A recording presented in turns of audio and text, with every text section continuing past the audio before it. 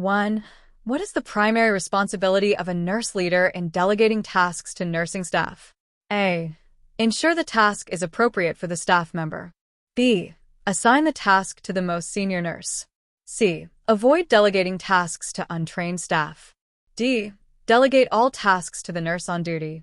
Answer. A. Ensure the task is appropriate for the staff member. Rationale. The primary responsibility of a nurse leader in delegating tasks is to ensure that the task is within the scope of the staff member's capabilities and training. The other options are not appropriate, as delegation must be based on competency, not seniority, avoidance, or overdelegation. 2. A nurse is leading a healthcare team in a busy unit. Which leadership style focuses on directing the team through clear instructions and rules? A. Transformational leadership. B. Laissez-faire leadership. C. Autocratic leadership. D. Democratic leadership. Answer. C. Autocratic leadership. Rationale. Autocratic leadership involves directing the team through clear instructions and rules, often without seeking input from others. The other leadership styles are more collaborative or participative in nature. 3. Which of the following actions best demonstrates patient advocacy in nursing practice? A. Making decisions for the patient without consulting them. B. Ensuring the patient's rights and preferences are respected. C. Prioritizing the nurse's tasks over the patient's needs. D. Ignoring a patient's concerns about their treatment. Answer. B. Ensuring the patient's rights and preferences are respected. Rationale. Patient advocacy involves supporting and promoting the rights and preferences of patients, ensuring they are well-informed and involved in decisions about their care. The other options violate patient rights and autonomy. 4. Which of the following is the best strategy for ensuring effective communication in a multidisciplinary healthcare team? A. Only communicate when necessary. B. Use technical jargon when speaking to team members. C. Hold regular meetings to discuss patient progress and concerns. D. Encourage team members to communicate individually with patients. Answer. C. Hold regular meetings to discuss patient progress and concerns. Rationale. Regular meetings allow for collaborative communication and ensure that all team members are informed about patient care. Option A limits communication. Option B can create confusion, and Option D lacks coordination. 5. Which of the following is an example of resource management in nursing? A. Assigning tasks based solely on staff seniority. B. Prioritizing patient care based on urgency and available resources.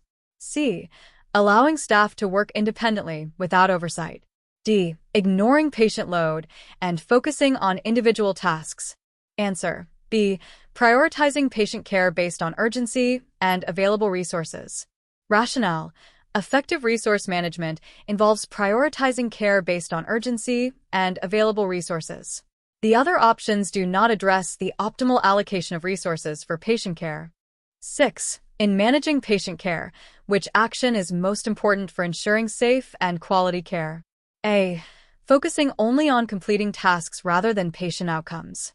B. Encouraging patients to manage their own care without assistance. C. Ensuring continuous assessment and monitoring of patient progress. D. Reducing the number of staff to save on hospital costs. Answer. C. Ensuring continuous assessment and monitoring of patient progress. Rationale. Continuous assessment and monitoring are essential for ensuring patient safety and quality care. The other options either compromise patient outcomes or focus on cost over care quality. 7. When allocating resources, the nurse manager must consider which of the following?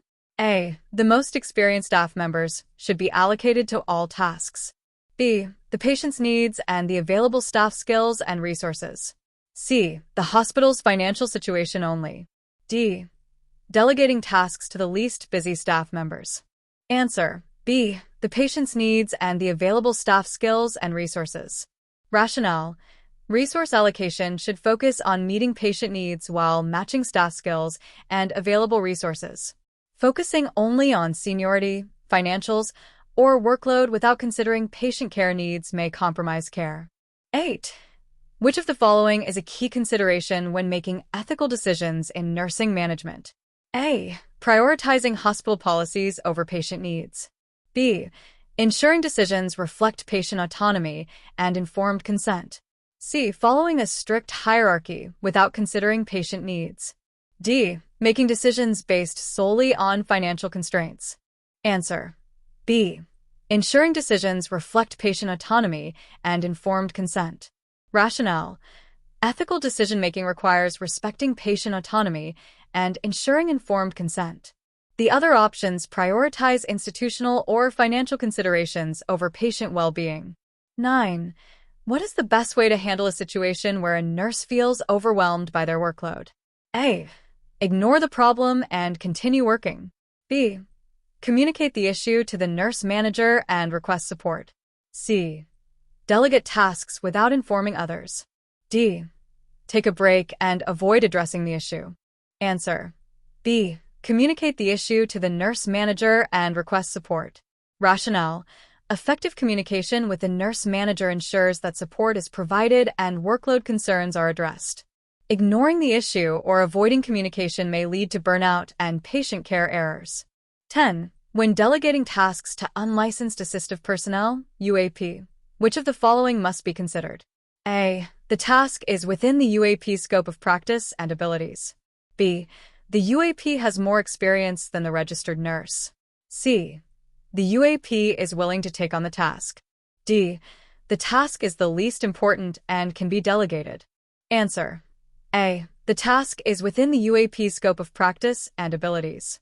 Rationale: delegation should be based on the task's suitability for the UAP's scope of practice. Experience, willingness, and task importance are less relevant compared to ensuring competency for the task. 11. What is an important aspect of patient-centered care? A. Focusing on the patient's physical needs only. B. Involving patients in decisions about their care. C. Relying on the family to make all care decisions. D. Limiting patient involvement to treatment plans. Answer: B. Involving patients in decisions about their care. Rationale: patient-centered care involves active patient participation in decision-making, respecting their preferences and values. The other options limit patient involvement and are not reflective of holistic care. 12. How should a nurse handle conflicts within the healthcare team? A. Ignore the issue and focus on patient care. B. Address the conflict in a private and constructive manner. C. Allow the conflict to escalate to higher management. D. Only involve the healthcare team leader in resolving the issue. Answer: B. Address the conflict in a private and constructive manner. Rationale: addressing conflicts early and constructively helps maintain a positive work environment and effective teamwork. Ignoring or escalating the conflict without attempting resolution is not optimal. 13. Which of the following is a nurse manager's responsibility in ensuring patient safety? A. Reducing staff numbers to save costs. B. Ensuring all staff are adequately trained and competent. C. Assigning the least experienced nurse to complex patients. D. Delegating all critical tasks to the nurse leader. Answer: B. Ensuring all staff are adequately trained and competent. Rationale: ensuring staff are properly trained and competent is crucial for patient safety. Reducing staff or misallocating tasks can compromise care quality. 14. How should a nurse handle a situation where a family member insists on a treatment that is against medical advice? A. Follow the family member's request to avoid conflict. B. Encourage the family member to speak with the healthcare provider. C. Ignore the family member's wishes and proceed with the treatment plan. D. Delegate the decision-making to a healthcare team member. Answer: B. Encourage the family member to speak with a healthcare provider. Rationale: encouraging family members to communicate with a healthcare provider ensures that their concerns are addressed while maintaining the integrity of the medical treatment plan. 15. Which of the following is the most effective way for a nurse to prioritize patient care in an emergency situation? A. Complete all routine tasks first. B. Address the most critical and life-threatening needs first. C. Delegate all tasks to other staff members. D. Focus on the patient with the least urgent needs. Answer: B. Address the most critical and life-threatening needs first. Rationale. In emergency situations, prioritizing critical and life-threatening needs ensures that the most immediate threats to patient health are addressed. 16. What is the role of a nurse leader in fostering a positive work environment? A. Enforce rigid rules without flexibility. B. Provide support, encouragement, and clear communication to staff. C. Prioritize administrative tasks over team well-being. D. Focus only on staff performance without considering morale. Answer. B. Provide support, encouragement, and clear communication to staff. Rationale.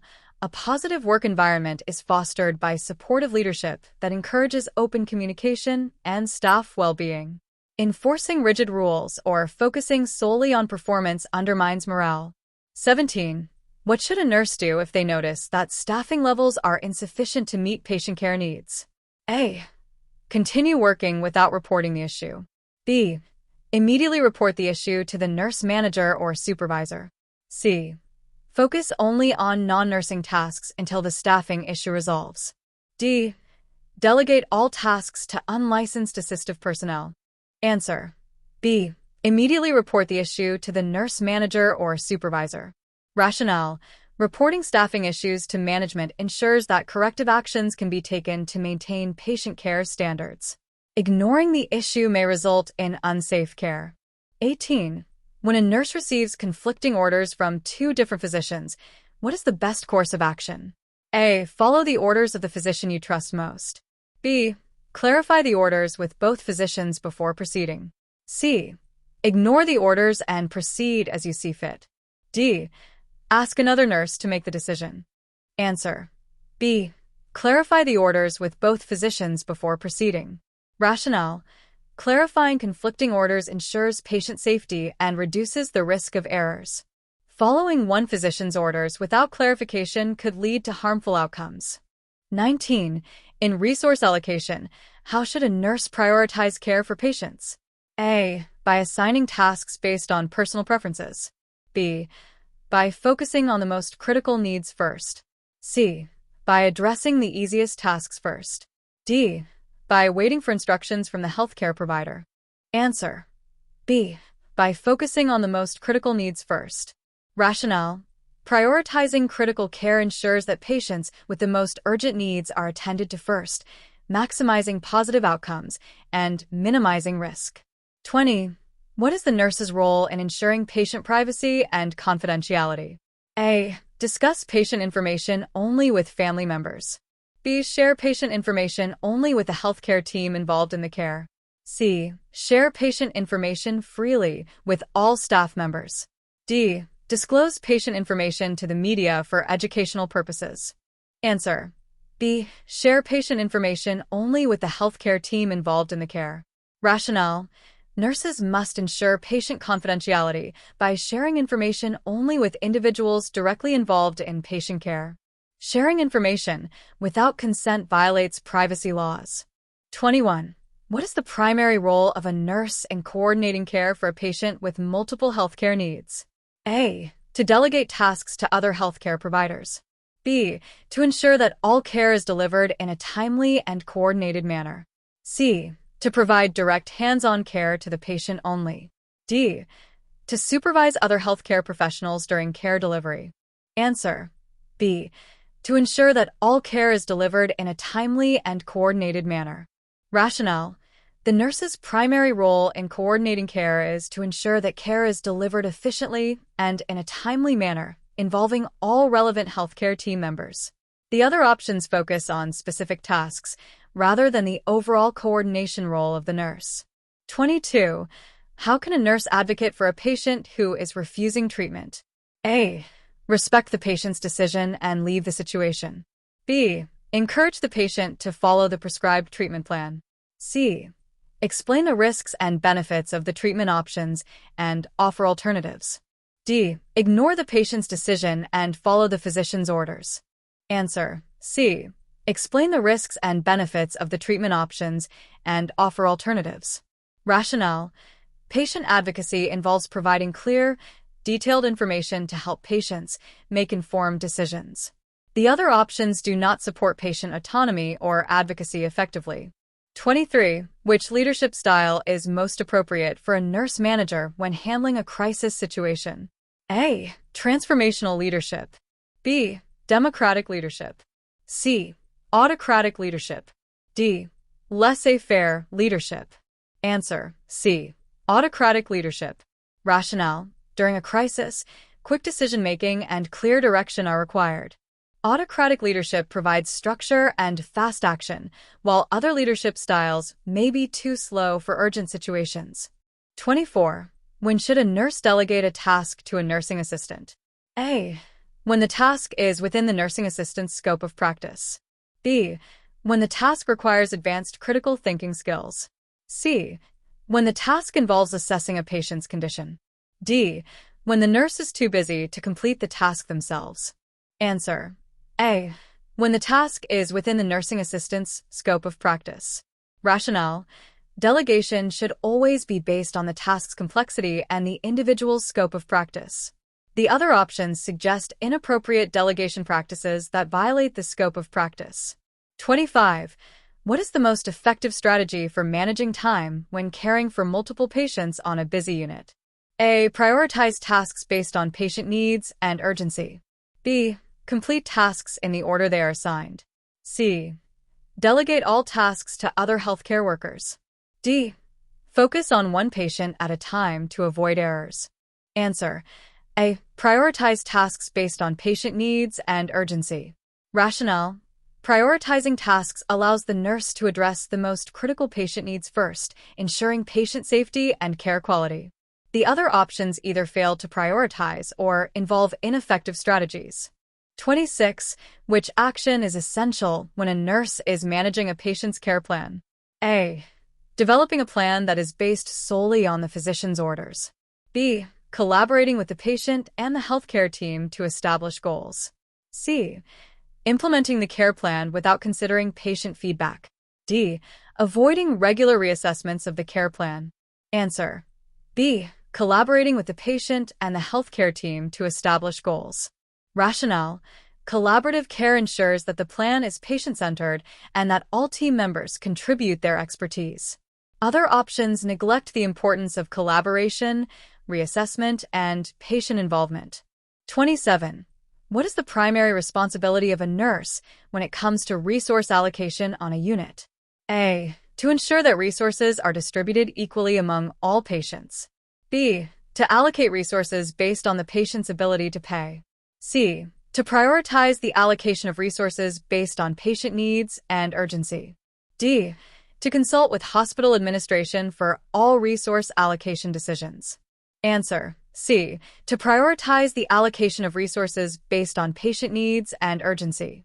Rationale: resource allocation should prioritize the most urgent and critical needs to ensure optimal care. Other options focus on fairness or non-prioritization, which could compromise patient outcomes. 28. When should a nurse consult with a healthcare team about a patient's care plan? A. Only when the patient's condition changes. B. When there are disagreements among team members. C. As soon as there is a concern or a change in the patient's condition. D. Only when a new member joins the healthcare team.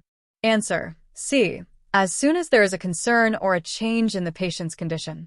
Rationale: nurses should collaborate with a healthcare team whenever there is a change in a patient's condition to adjust care plans appropriately. Waiting for disagreements or new team members is not appropriate for patient safety. 29.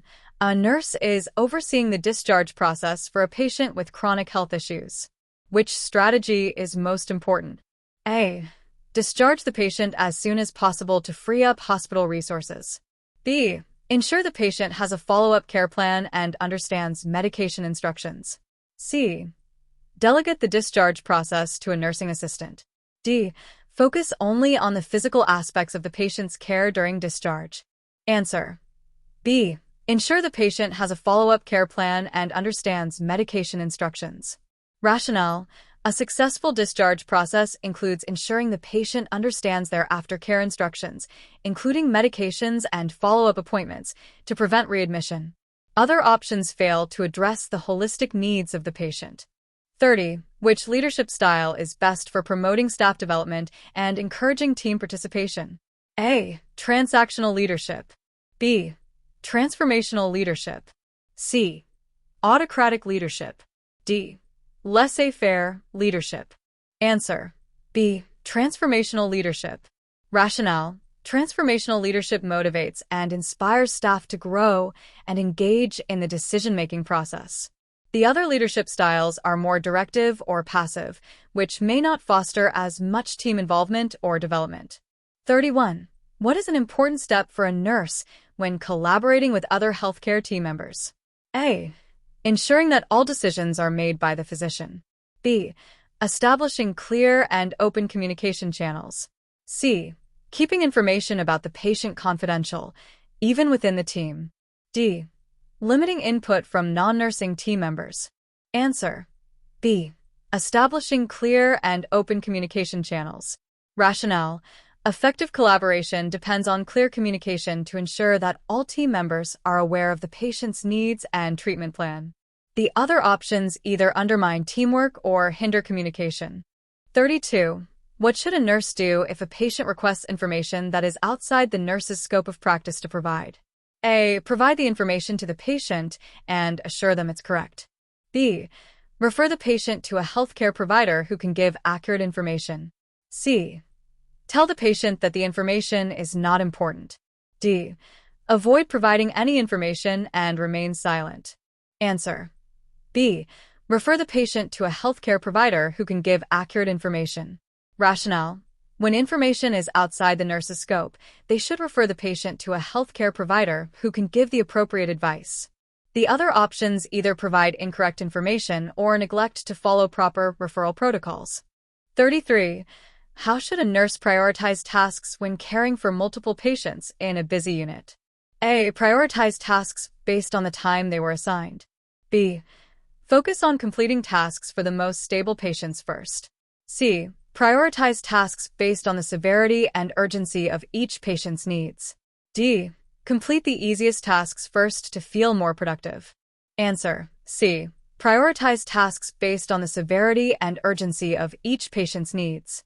Rationale: prioritizing based on urgency ensures that the most critical needs are addressed first, which is essential for patient safety. The other options do not consider patient urgency and safety adequately. 34. Which of the following best describes a nurse's responsibility in advocating for patient rights? A. Ensuring that the healthcare team follows only the physician's orders. B. Protecting the patient's privacy and ensuring informed consent is obtained. C. Deciding on the patient's treatment based on personal beliefs. D. Preventing patients from making decisions that may harm their health. Answer: B. Protecting the patient's privacy and ensuring informed consent is obtained. Rationale: advocating for patient rights involves ensuring privacy and informed consent, which are essential to respecting patient autonomy. The other options either undermine patient rights or involve unethical decision-making. 35. What is the most appropriate action for a nurse when delegating tasks to unlicensed assistive personnel, UAP? A. Ask the UAP to perform tasks that require assessment and critical thinking. B. Ensure that tasks delegated are within the UAP's scope of practice and competency. C. Delegate all tasks to the UAP to free up the nurse's time. D. Delegate tasks based on the nurse's preference, not patient needs. Answer: B. Ensure that tasks delegated are within the UAP's scope of practice and competency. Rationale: delegation should be based on the UAP's scope of practice and ability to perform the task safely. Other options either overstep the UAP's scope or lack patient-centered priorities. 36. Which action demonstrates effective resource management in nursing? A. Assigning tasks without considering staff workload or patient acuity. B. Ensuring there are enough supplies but not monitoring patient outcomes. C. Continuously reassessing staffing needs and patient conditions to allocate resources. D. Focusing only on staffing levels without considering patient care needs. Answer: C. Continuously reassessing staffing needs and patient conditions to allocate resources. Rationale: effective resource management requires ongoing reassessment to ensure that care is properly allocated based on patient needs and staff availability. Other options do not consider the dynamic nature of patient care. 37. How does a nurse demonstrate leadership during a code blue situation? A. By waiting for the physician to take charge of a situation. B. By directing the team and ensuring effective communication. C. By stepping back and letting the experienced team members handle the situation. D. By delegating all roles and not participating actively. Answer. B. By directing the team and ensuring effective communication. Rationale.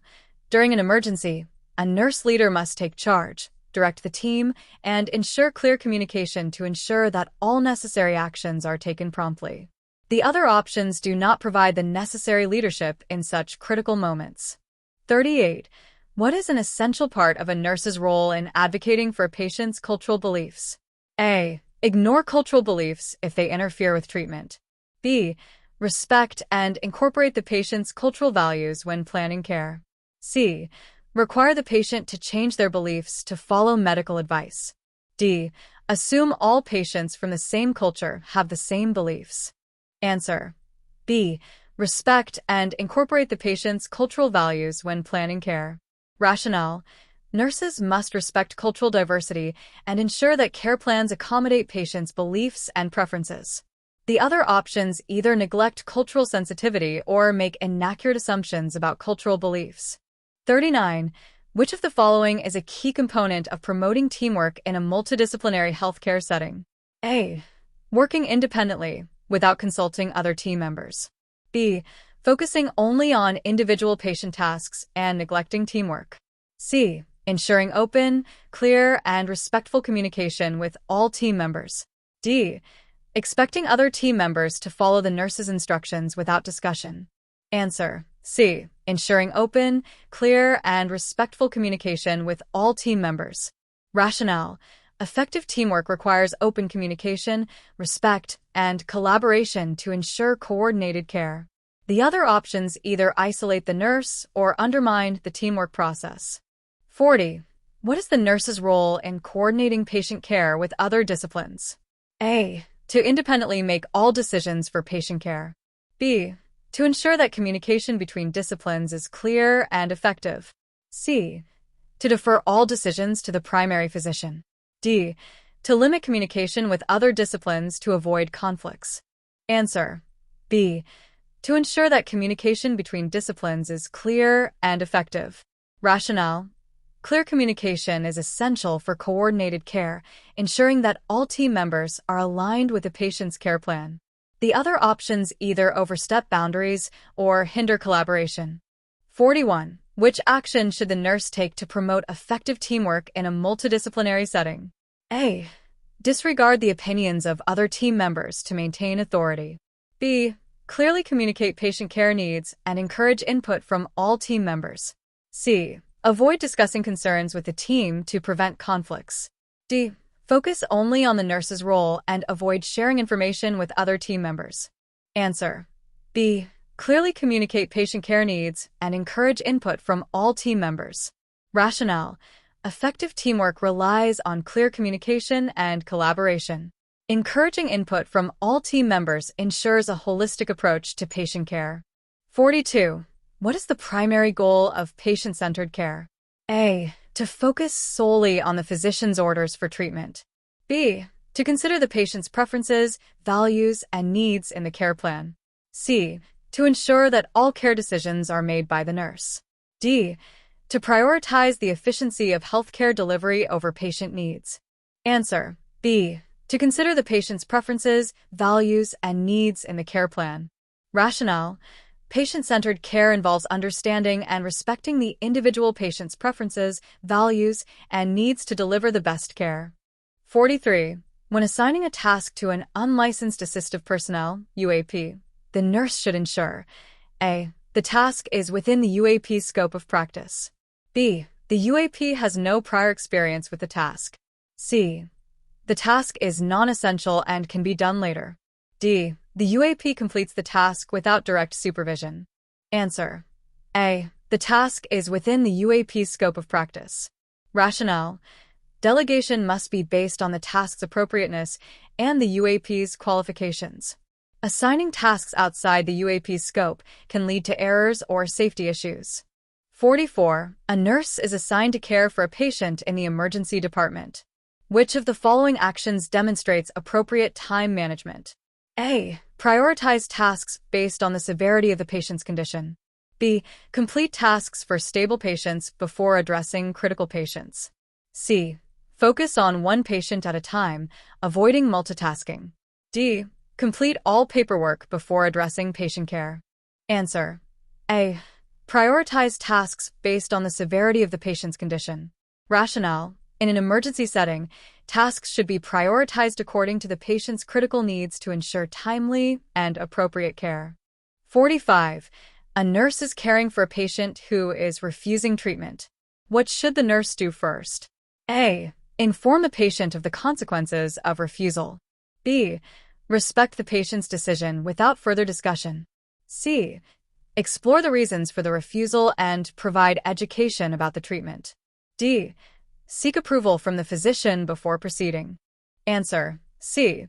Explore the reasons for the refusal and provide education about the treatment. Rationale. It is important for the nurse to understand the patient's reasons for refusal and provide necessary education to help the patient make an informed decision. 46. When managing a patient's care plan, what is the nurse's primary responsibility? A. To follow the physician's orders without modifications. B. To adjust the plan of care based on the patient's progress and needs. C. To ensure the patient does not question the prescribed care. D. To complete tasks as quickly as possible to focus on other patients. Answer. B. To adjust the plan of care based on the patient's progress and needs. Rationale. The nurse's responsibility is to ensure the care plan is dynamic and adjusted according to the patient's ongoing needs and response to treatment. 47. How should a nurse manage care when dealing with a high number of patients on a busy unit? A. Focus on the most critical patients and delegate tasks for others. B. Prioritize tasks based on patient acuity and needs and delegate appropriately. C. Complete all tasks at once without prioritizing. D. Wait for the physician to prioritize care for the nurse. Answer. B.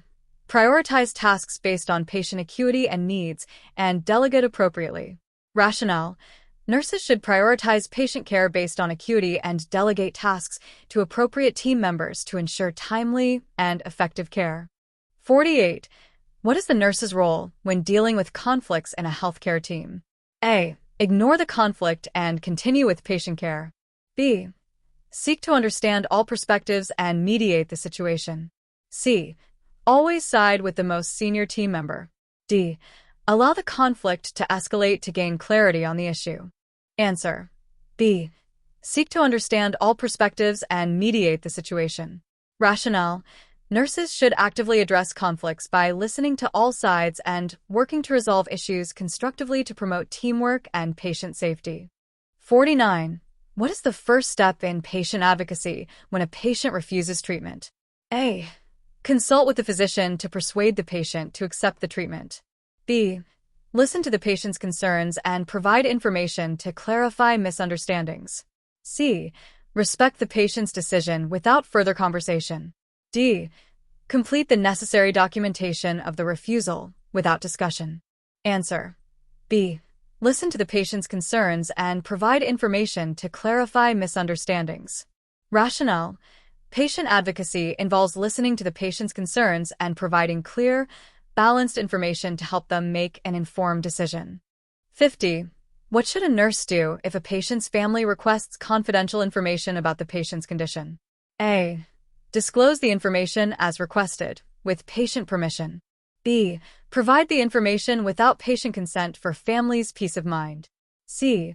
Refuse to share any information without consulting the healthcare team. D. Tell the family that the patient's information is confidential and cannot be shared. Answer. A. Disclose the information as requested, with patient permission. Rationale. Confidentiality must be maintained unless the patient consents to share information. Nurses must ensure patient privacy is respected and involve the patient in the decision to disclose details. 51. What is the nurse's responsibility in managing care for a patient with a complex condition? A. Follow standard protocols without adapting to the patient's specific needs. B. Collaborate with the healthcare team to create an individualized care plan. C. Focus only on one aspect of the patient's care to ensure quality. D. Limit communication with the healthcare team to avoid overwhelming them. Answer. B. Collaborate with the healthcare team to create an individualized care plan. Rationale. Nurses must collaborate with the healthcare team to provide comprehensive, patient-centered care tailored to the individual's specific needs. 52. What is an essential aspect of time management when caring for multiple patients? A. Complete the simplest tasks first to feel productive. B. Delegate all tasks to other staff members. C. Prioritize patient care tasks based on urgency and importance. D. Wait for the patients to request care before acting. Answer. C. Prioritize patient care tasks based on urgency and importance. Rationale. Time management requires prioritizing tasks to address the most urgent patient needs and ensuring optimal care delivery. 53. What should the nurse do if a patient expresses dissatisfaction with the care provided? A. Ignore the complaint and continue with care. B. Listen to the patient's concerns and attempt to resolve the issue. C. Inform the physician that the patient is unhappy with care. D. Tell the patient that their concerns are unfounded and focus on the plan. Answer. B. Listen to the patient's concerns and attempt to resolve the issue. Rationale. Patient satisfaction is important, and addressing concerns through listening and problem-solving helps improve the care experience.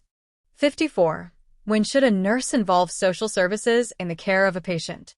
A. Only when the patient requests assistance from social services. B. If the patient is unable to manage their care independently or has social or financial needs. C. When the healthcare team cannot communicate effectively with the patient. D. Only if the patient has a history of noncompliance with treatment. Answer. B. If the patient is unable to manage their care independently or has social or financial needs. Rationale. Social services are often involved when a patient requires assistance with non-medical aspects of care, such as financial or social support.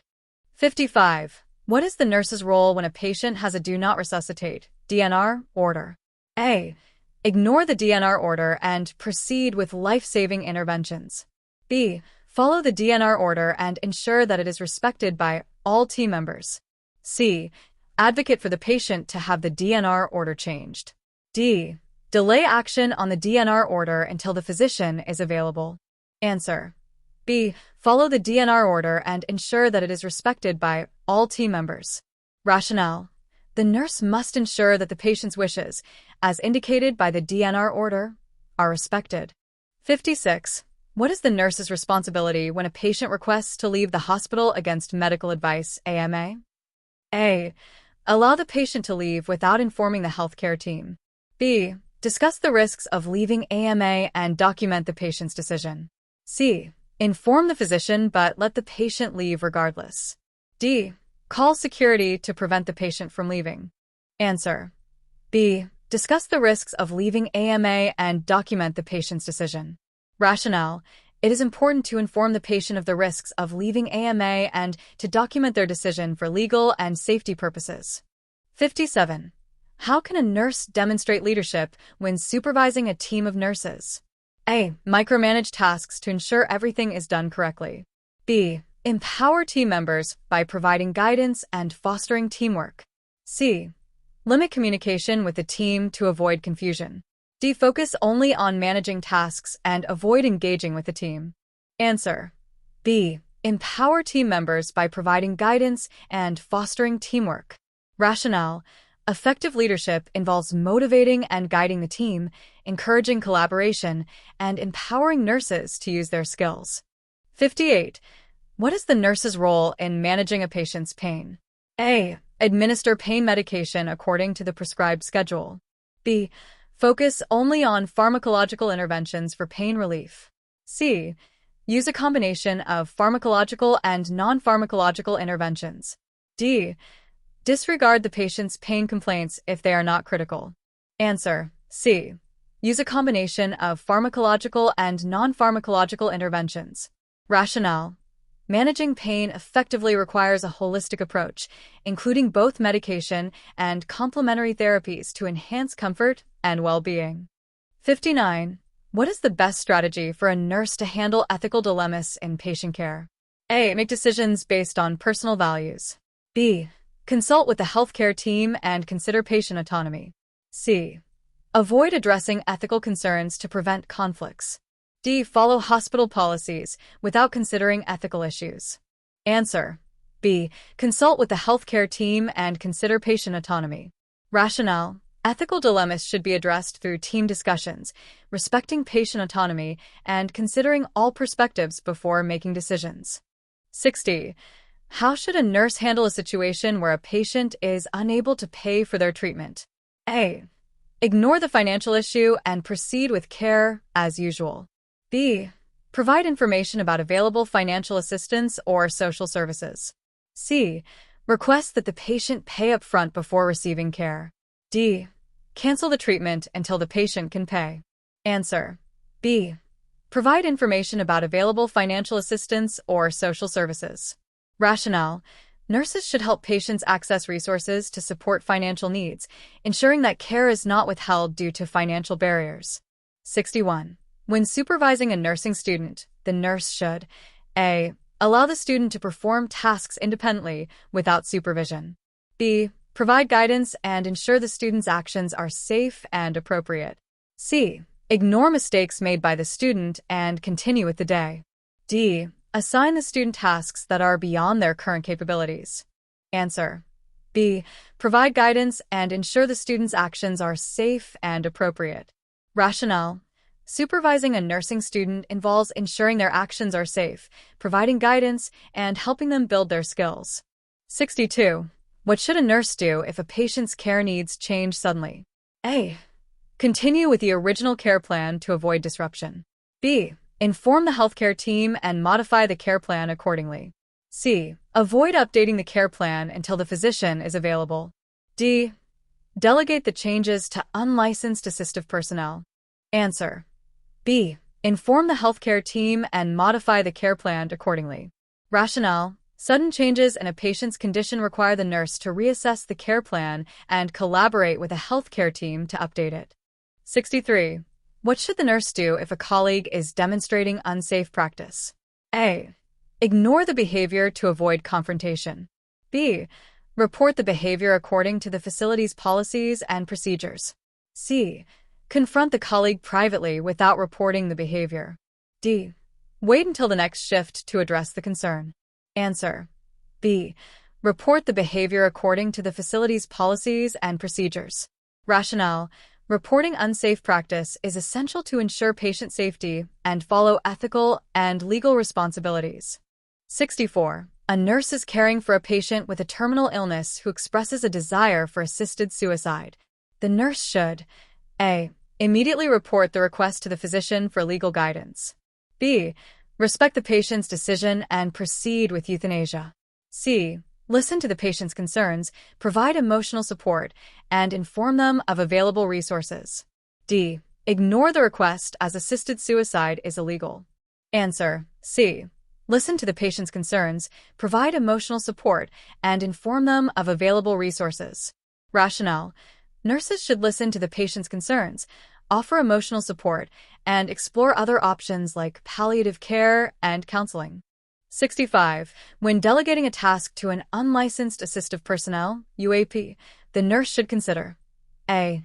The UAP's previous work experience with a task. B. Whether the task is critical or invasive in nature. C. The nurse's ability to complete the task on time. D. The level of supervision required for the task. Answer. B. Whether the task is critical or invasive in nature. Rationale. Delegating tasks requires considering the level of risk associated with the task, ensuring it is within the UAP's scope of practice. 66. What should the nurse do when a patient expresses fear of a surgical procedure? A. Ignore the patient's fear and proceed with the plan. B. Reassure the patient without providing further details. C. Provide information about the procedure and answer the patient's questions. D. Tell the patient to be brave and avoid discussing their fear. Answer. C. Provide information about the procedure and answer the patient's questions. Rationale. Addressing patient concerns with information helps alleviate anxiety and empowers the patient to make informed decisions. 67. When managing a patient's care during a disaster situation, the nurse should A. Prioritize care based on the severity of the patient's condition. B. Focus only on patients with immediate life-threatening injuries. C. Evacuate all patients to a safe location, regardless of their condition. D. Ignore triage protocols to speed up the process. Answer. A. Prioritize care based on the severity of the patient's condition. Rationale. In disaster situations, the nurse must prioritize care based on the severity of injuries or conditions, following established triage protocols. 68. How can the nurse promote cultural competence when providing care to diverse patients? A. Use one standard approach for all patients regardless of cultural background. B. Be aware of and respect cultural differences, incorporating them into care plans. C. Avoid discussing cultural preferences to prevent discomfort. D. Assume that all patients share the same cultural practices. Answer. B. Be aware of and respect cultural differences, incorporating them into care plans. Rationale. Cultural competence involves recognizing and respecting cultural differences, which improves the quality of care and patient outcomes. 69. What should a nurse do if a patient refuses to take prescribed medication? A. Ignore the refusal and proceed with the medication administration. B. Respect the patient's decision and document the refusal. C. Persuade the patient to take the medication by discussing its benefits. D. Report the refusal to the physician without discussing it with the patient. Answer. B. Respect the patient's decision and document the refusal. Rationale. The nurse must respect the patient's autonomy, document the refusal, and discuss the decision with a healthcare team. 70. What is the nurse's responsibility in ensuring the safe administration of medication? A. Ensure the patient is aware of the medication's side effects before administration. B. Administer the medication without verifying the patient's identity. C. Follow the 5 rights of medication administration: right patient, right drug, right dose, right route, right time. D. Allow the patient to choose the time of administration if they request it. Answer. C. Follow the 5 rights of medication administration: right patient, right drug, right dose, right route, right time. Rationale. Ensuring safe medication administration involves following the 5 rights to minimize the risk of errors. 71. A nurse is managing care for a patient who has a DNR, do not resuscitate, order. What is the nurse's role in this situation? A. Administer life-saving measures as needed, regardless of the DNR order. B. Respect the DNR order and ensure all healthcare team members are aware. C. Ask the patient's family to make decisions about resuscitation. D. Ignore the DNR order if the patient's condition improves. Answer. B. Respect the DNR order and ensure all healthcare team members are aware. Rationale. The nurse must respect the patient's wishes as outlined in the DNR order, ensuring the entire healthcare team is informed. 72. How should a nurse respond to a patient who is exhibiting signs of noncompliance with treatment? A. Ignore the issue, as the patient's decision is final. B. Discuss the reasons for noncompliance and explore possible solutions. C. Force the patient to comply with a treatment plan. D. Report the patient to the physician without engaging in a conversation. Answer. B. Discuss the reasons for noncompliance and explore possible solutions. Rationale. Open communication with the patient is key to understanding barriers to compliance and finding solutions together. 73. In a critical care setting, what is the most important priority for a nurse when managing patient care? A. Provide comfort measures for all patients. B. Address the immediate life-threatening concerns first. C. Ensure that routine tasks are completed on time. D. Focus on the emotional needs of the patient first. Answer. B. Address the immediate life-threatening concerns first. Rationale.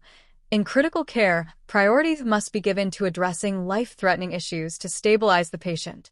74. What should a nurse do when providing care to a patient with a language barrier? A. Ignore the language barrier and proceed with care. B. Use a family member as a translator without checking for confidentiality concerns. C. Utilize a professional interpreter to ensure clear communication. D. Assume the patient understands based on nonverbal cues. Answer: C. Utilize a professional interpreter to ensure clear communication. Rationale: using a professional interpreter ensures accurate communication while maintaining confidentiality and patient safety. 75.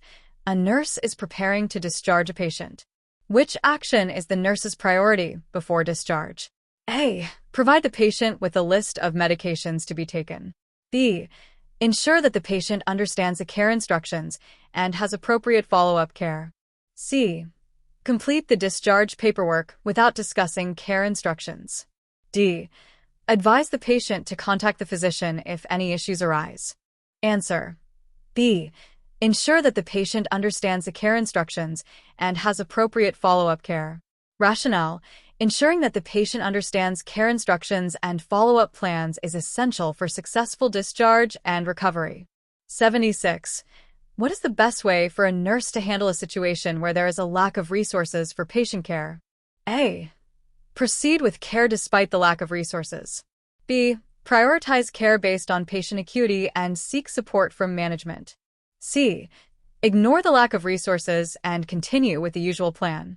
D. Distribute resources equally to all patients, regardless of need. Answer: B. Prioritize care based on patient acuity and seek support from management. Rationale: in resource-limited situations, it is important to prioritize care and communicate with management to ensure resources are allocated appropriately. 77. How should a nurse handle a situation where a patient is exhibiting signs of distress or anxiety before a procedure? A. Ignore the patient's distress and proceed with the procedure. B. Reassure the patient, explain the procedure, and provide emotional support. C. Ask the patient to wait in the waiting room until they feel better. D. Proceed with the procedure quickly to reduce the patient's anxiety. Answer: B. Reassure the patient, explain the procedure, and provide emotional support. Rationale: providing information, reassurance, and emotional support can help alleviate anxiety and prepare the patient for the procedure. 78. What is the nurse's role in ensuring informed consent is obtained from a patient? A. The nurse obtains informed consent by providing all necessary information. B. The nurse witnesses the signature and ensures the patient understands the procedure. C. The nurse is responsible for explaining the procedure and obtaining the signature. D. The nurse is not responsible for informed consent and should refer the patient to the physician. Answer: B. The nurse witnesses the signature and ensures the patient understands the procedure. Rationale: the nurse's role is to witness the signature and ensure that the patient fully understands the procedure and the risks involved. 79. How can a nurse promote the effective use of resources in a healthcare setting? A. By using resources inefficiently to ensure patient satisfaction. B. By conserving resources when possible while maintaining quality care. C. By prioritizing speed over quality to reduce resource usage. D. By not considering the cost of care in decision-making. Answer: B. By conserving resources when possible while maintaining quality care. Rationale: efficient use of resources balances quality care with the need for cost-effective decision-making. 80. When caring for a patient who is experiencing a mental health crisis, the nurse should: A. Focus only on the medical needs of the patient. B. Involve the patient's family in the decision-making process. C. Provide emotional support, ensure safety, and involve appropriate mental health professionals. D. Ignore the patient's emotional state to focus on physical needs. Answer: C. Provide emotional support, ensure safety, and involve appropriate mental health professionals. Rationale: a holistic approach is essential when caring for patients in mental health crises, ensuring both emotional support and safety. 81. When assigning tasks to unlicensed assistive personnel, UAP, the nurse should: A. Assign tasks based on the UAP's level of education, not their experience. B. Ensure the tasks are within the UAP scope of practice and competency. C. Always assign the most complex tasks to UAP to save time. D. Delegate tasks only when the nurse has no other responsibilities. Answer. B. Ensure the tasks are within the UAP scope of practice and competency. Rationale. Delegating tasks to UAP should be based on their competency and scope of practice to ensure patient safety and quality care. 82. What is the nurse's responsibility if a patient refuses a recommended treatment? A. Ignore the refusal and proceed with the treatment. B. Respect the patient's decision and document the refusal. C. Forcibly administer the treatment to prevent harm. D. Involve the patient's family in making the decision. Answer. B. Respect the patient's decision and document the refusal. Rationale. Respecting the patient's autonomy and documenting their decision is key to providing ethical care. 83. When managing the care of a patient in pain, the nurse should A. Assume the patient's pain is not severe and delay medication administration. B. Perform a comprehensive pain assessment and provide appropriate interventions. C. Avoid administering pain medication to prevent addiction. D. Offer non-pharmacological interventions without assessing pain level. Answer. B. Perform a comprehensive pain assessment and provide appropriate interventions. Rationale. A thorough pain assessment helps tailor interventions and ensures that pain is effectively managed. 84. A nurse is caring for a patient who requires a blood transfusion. Which action should the nurse take before administering the transfusion? A. Ensure the blood is compatible with the patient's blood type. B. Administer the transfusion without verifying the patient's identity. C. Administer the transfusion immediately, even if it's not fully prepared. D. Delegate the responsibility of verifying blood compatibility to the UAP. Answer. A. Ensure the blood is compatible with the patient's blood type. Rationale. Ensuring blood compatibility is critical to preventing transfusion reactions. 85. When working with a patient who is non-compliant with treatment, the nurse should A. Force the patient to comply by explaining the risks of non-compliance. B. Understand the reasons for non-compliance and collaborate on finding solutions. C. Ignore the non-compliance and continue with the treatment plan. D. Report the patient to the physician without discussing the issue. Answer. B. Understand the reasons for non-compliance and collaborate on finding solutions. Rationale.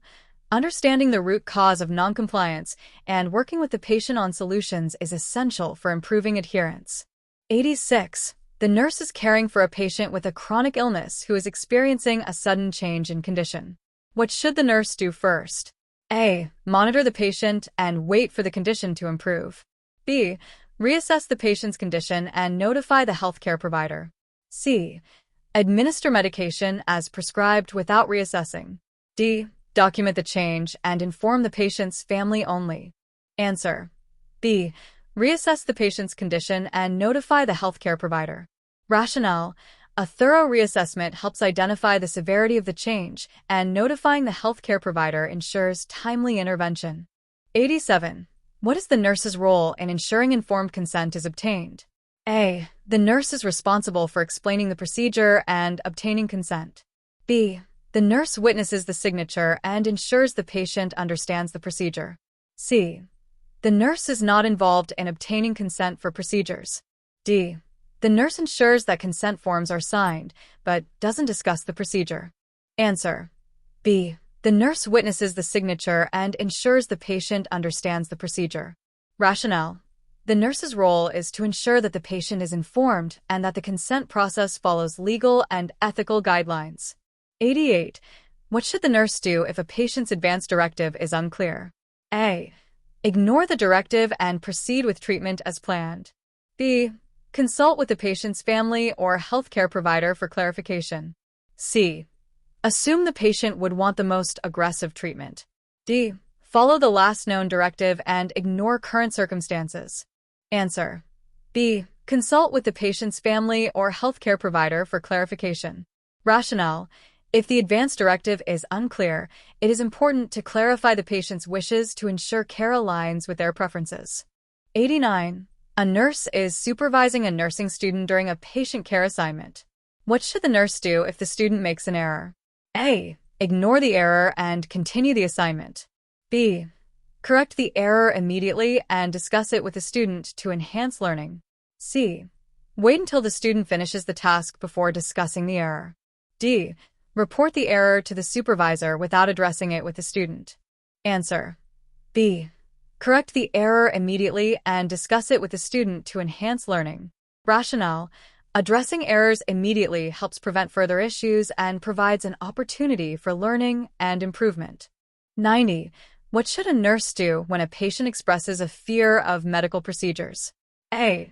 Ignore the fear and proceed with the procedure. B. Offer reassurance, provide information, and address the patient's concerns. C. Advise the patient to not worry and proceed quickly. D. Avoid discussing the procedure to prevent further anxiety. Answer. B. Offer reassurance, provide information, and address the patient's concerns. Rationale. Providing information and reassurance helps alleviate fear and supports the patient's emotional well-being. 91. When delegating tasks to unlicensed assistive personnel, UAP, the nurse should consider A. The nurse's workload and delegate tasks based on personal preference. B. The complexity of the task and the UAP's training and experience. C. The patient's family's preferences for care. D. The UAP's personal comfort level with the task. Answer. B. The complexity of the task and the UAP's training and experience. Rationale. Tasks should be delegated based on the UAP's competency and the complexity of the task to ensure safe and effective care. 92. In a disaster situation, the nurse should prioritize care for A. Patients with minor injuries who can wait for treatment. B. Patients who require immediate life-saving interventions. C. Patients who request care but are not critically ill. D. Patients who have been waiting the longest for care. Answer. B. Patients who require immediate life-saving interventions. Rationale. In a disaster situation, triage prioritizes care for patients with life-threatening conditions who can benefit from immediate intervention. 93. What should a nurse do when caring for a patient who is in a state of acute confusion or delirium? A. Restrict the patient's movement to prevent injury. B. Maintain a safe environment, reorient the patient, and address underlying causes. C. Sedate the patient to reduce agitation. D. Ignore the confusion and focus on physical needs only. Answer. B. Maintain a safe environment, reorient the patient, and address underlying causes. Rationale. Delirium and confusion require environmental safety, reorientation, and addressing any potential causes like infection or medication. 94. A nurse is caring for a terminally ill patient who is experiencing difficulty breathing. The most appropriate nursing intervention would be A. Provide oxygen therapy as prescribed. B. Perform deep suctioning to clear the airway. C. Place the patient in a supine position for better lung expansion. D. Administer high-dose sedatives to alleviate discomfort. Answer. A. Provide oxygen therapy as prescribed. Rationale. Oxygen therapy is commonly used to manage dyspnea in terminally ill patients, improving comfort and oxygenation. 95. The nurse is preparing to discharge a patient who is newly diagnosed with diabetes. What is the priority action? A. Provide written educational materials about the disease. B. Ensure that the patient understands how to manage their blood sugar levels. C. Instruct the patient to return for follow-up in 1 month. D. Advise the patient to avoid exercise until their condition improves. Answer. B. Ensure that the patient understands how to manage their blood sugar levels. Rationale. Teaching the patient how to manage their blood sugar is crucial to their ability to live safely and independently with diabetes. 96. A nurse is caring for a patient who is being discharged after a stroke. Which action should the nurse take before discharge? A. Give the patient a list of instructions and send them home. B. Ensure the patient understands the discharge instructions and arrange for appropriate follow-up. C. Provide medications without discussing side effects. D. Wait for the patient to ask about care instructions before offering information. Answer. B. Ensure the patient understands the discharge instructions and arrange for appropriate follow-up. Rationale. Ensuring that the patient understands discharge instructions and has follow-up care arranged helps to prevent complications and readmissions. 97. How can a nurse promote patient safety when administering medications? A. Administer medications without questioning orders. B. Use the 5 rights of medication administration and verify with the patient. C. Delegate medication administration to unlicensed assistive personnel. D. Ignore discrepancies between medication orders and the patient's records. Answer. B. Use the 5 rights of medication administration and verify with the patient. Rationale. The 5 rights, right patient, right medication, right dose, right route, right time, should always be followed to prevent medication errors. 98. What should the nurse do if a patient has a complaint about their care? A. Ignore the complaint to avoid confrontation. B. Listen to the patient, acknowledge their concerns, and report the issue to the appropriate person. C. Immediately report the complaint to the physician without further discussion. D. Tell the patient that their complaint is unreasonable. Answer. B. Listen to the patient, acknowledge their concerns, and report the issue to the appropriate person. Rationale. Addressing patient concerns respectfully and reporting issues ensures that the patient's voice is heard and the quality of care is maintained. 99. When planning care for a patient with a complex condition, the nurse should A. Develop a care plan without consulting the healthcare team. B. Collaborate with the healthcare team to create a comprehensive and individualized care plan. C. Only involve the physician in the planning process. D. Delegate care planning to other team members. Answer. B. Collaborate with the healthcare team to create a comprehensive and individualized care plan. Rationale. Collaborative care planning ensures that all aspects of the patient's condition are addressed by a team of professionals. 100. What is the nurse's role when a patient is admitted for a procedure that involves a significant risk? A. Administer medications to ease the patient's anxiety without further explanation. B.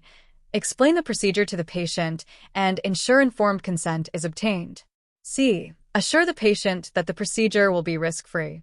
D. Ignore patient questions to avoid increasing anxiety. Answer. B. Explain the procedure to the patient and ensure informed consent is obtained. Rationale.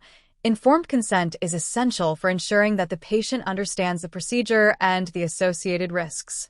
101. When delegating tasks to unlicensed assistive personnel, UAP, the nurse must A. Delegate tasks based on the patient's preferences. B. Consider the UAP's training and scope of practice. C. Assign only physical tasks to UAP. D. Delegate all tasks that the nurse does not want to do. Answer. B.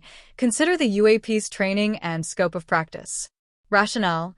Delegation should be based on the UAP's skills and competencies, ensuring that tasks are within their scope of practice. 102. The nurse is assessing a postoperative patient for signs of infection. Which of the following findings would most likely indicate an infection? A. Clear, non-odorous drainage. B. Warm, reddened incision site with slight swelling. C. Decreased white blood cell count. D. Increased heart rate and fever. Answer. D. Increased heart rate and fever. Rationale. Fever and increased heart rate are common signs of infection postoperatively. 103. What is the priority action when a patient is in anaphylactic shock? A. Administer oxygen therapy. B. Initiate an intravenous line and administer fluids. C. Administer epinephrine as ordered. D. Obtain a complete set of vital signs. Answer. C. Administer epinephrine as ordered. Rationale. Epinephrine is the first-line treatment for anaphylactic shock, as it can reverse the severe allergic reaction.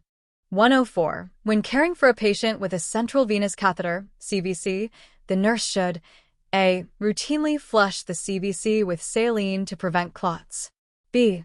Use a single-use dressing and change it daily. C. Ensure that the catheter is always visible to monitor for infection. D. Remove the catheter as soon as the patient no longer needs it. Answer. A. Routinely flush the CVC with saline to prevent clots. Rationale. Regular flushing prevents clot formation and ensures patency of the central venous catheter. 105. A nurse is caring for a patient who has just received a diagnosis of a terminal illness. Which of the following actions is most appropriate? A. Focus solely on pain management and avoid discussing the diagnosis. B. Encourage the patient to immediately begin making end-of-life decisions. C. Provide emotional support, listen to the patient's concerns, and offer resources. D. Disregard the patient's emotional needs and focus on physical care. Answer. C. Provide emotional support, listen to the patient's concerns, and offer resources. Rationale. Providing emotional support and resources helps the patient cope with the diagnosis and plan for future care. 106. When delegating a task to a nursing assistant, the nurse should A. Assume the nursing assistant knows the task completely. B. Provide clear instructions and ensure the nursing assistant understands the task. C. Let the nursing assistant decide the best way to complete the task. D. Delegate tasks only when the nurse is unavailable to complete them. Answer. B. Provide clear instructions and ensure the nursing assistant understands the task. Rationale. Clear communication ensures that tasks are performed correctly and safely. 107. What is the nurse's role when a patient is admitted for a surgical procedure? A. Explain the risks of the procedure and obtain informed consent. B. Handle all financial aspects of the procedure. C. Administer all preoperative medications without explaining them. D. Complete the surgical checklist without consulting the physician. Answer. A. Explain the risks of the procedure and obtain informed consent. Rationale. The nurse's role includes ensuring that the patient understands the procedure and obtaining informed consent, but not explaining the risks in detail. This is the physician's responsibility. 108. What is the most important consideration when discharging a patient with a new diagnosis of hypertension? A. Provide the patient with a list of antihypertensive medications. B. Discuss the importance of lifestyle modifications and medication adherence. C. Provide the patient with written materials only. D. Ensure the patient has a follow-up appointment within 1 year. Answer. B. Discuss the importance of lifestyle modifications and medication adherence. Rationale. Educating the patient about managing hypertension through lifestyle changes and medication adherence is critical for long-term health management. 109. Which of the following is the nurse's primary responsibility when caring for a patient in isolation precautions? A. Ensure that the patient has access to television and entertainment. B. Monitor the patient's vital signs and laboratory results. C. Prevent the transmission of infection to others by following proper infection control procedures. D. Avoid providing care to the patient to minimize the risk of infection. Answer. C. Prevent the transmission of infection to others by following proper infection control procedures. Rationale. The primary responsibility is preventing the spread of infection through adherence to infection control protocols. 110. The nurse is caring for a patient who has just been diagnosed with a chronic illness. Which of the following is the most appropriate nursing intervention? A. Immediately begin the patient on a strict medication regimen. B. Provide emotional support and educate the patient on managing the illness. C. Limit the patient's participation in self-care activities to avoid stress. D. Focus primarily on the patient's physical symptoms and ignore emotional needs. Answer. B. Provide emotional support and educate the patient on managing the illness. Rationale. Providing education and emotional support helps the patient manage their illness more effectively and reduces anxiety. 111. A nurse is caring for a patient with a nasogastric NG tube. What is the priority action before administering medications through the NG tube? A. Flush the NG tube with water to ensure patency. B. Check the placement of the NG tube. C. Mix the medications with a large volume of water. D. Administer the medications without checking the tube. Answer. B. Check the placement of the NG tube. Rationale. Ensuring correct placement of the NG tube is essential before administering medications to prevent aspiration or incorrect delivery. 112. A patient who has a history of diabetes and hypertension is being discharged. The nurse's teaching plan should emphasize A. How to administer insulin injections properly. B. The importance of adhering to medication and dietary recommendations. C. The need to avoid physical activity to manage blood pressure. D. How to monitor blood glucose levels at least once a week. Answer. B. The importance of adhering to medication and dietary recommendations. Rationale. Adherence to medication regimens and dietary changes is essential to control both diabetes and hypertension. 113. The nurse is preparing to administer a medication that could cause an allergic reaction. What should the nurse do first? A. Administer the medication and observe for any reactions. B. Ask the patient if they have any allergies and confirm the allergy history. C. Give the patient an antihistamine before administering the medication. D. Wait for the patient to show signs of an allergic reaction. Answer. B. Ask the patient if they have any allergies and confirm the allergy history. Rationale. Verifying allergies before administering any medication is crucial to prevent adverse reactions. 114. The nurse is caring for a patient who is experiencing chest pain. What is the nurse's first priority? A. Administer pain medication as prescribed. B. Assess the patient's vital signs and oxygen saturation. C. Monitor the electrocardiogram (ECG) for abnormalities. D. Notify the healthcare provider immediately. Answer. B. Assess the patient's vital signs and oxygen saturation. Rationale. The first priority is to assess the patient's vital signs and oxygen saturation to determine the severity of the chest pain and guide further interventions. 115. What is the nurse's primary role in patient education? A. Provide written materials only. B.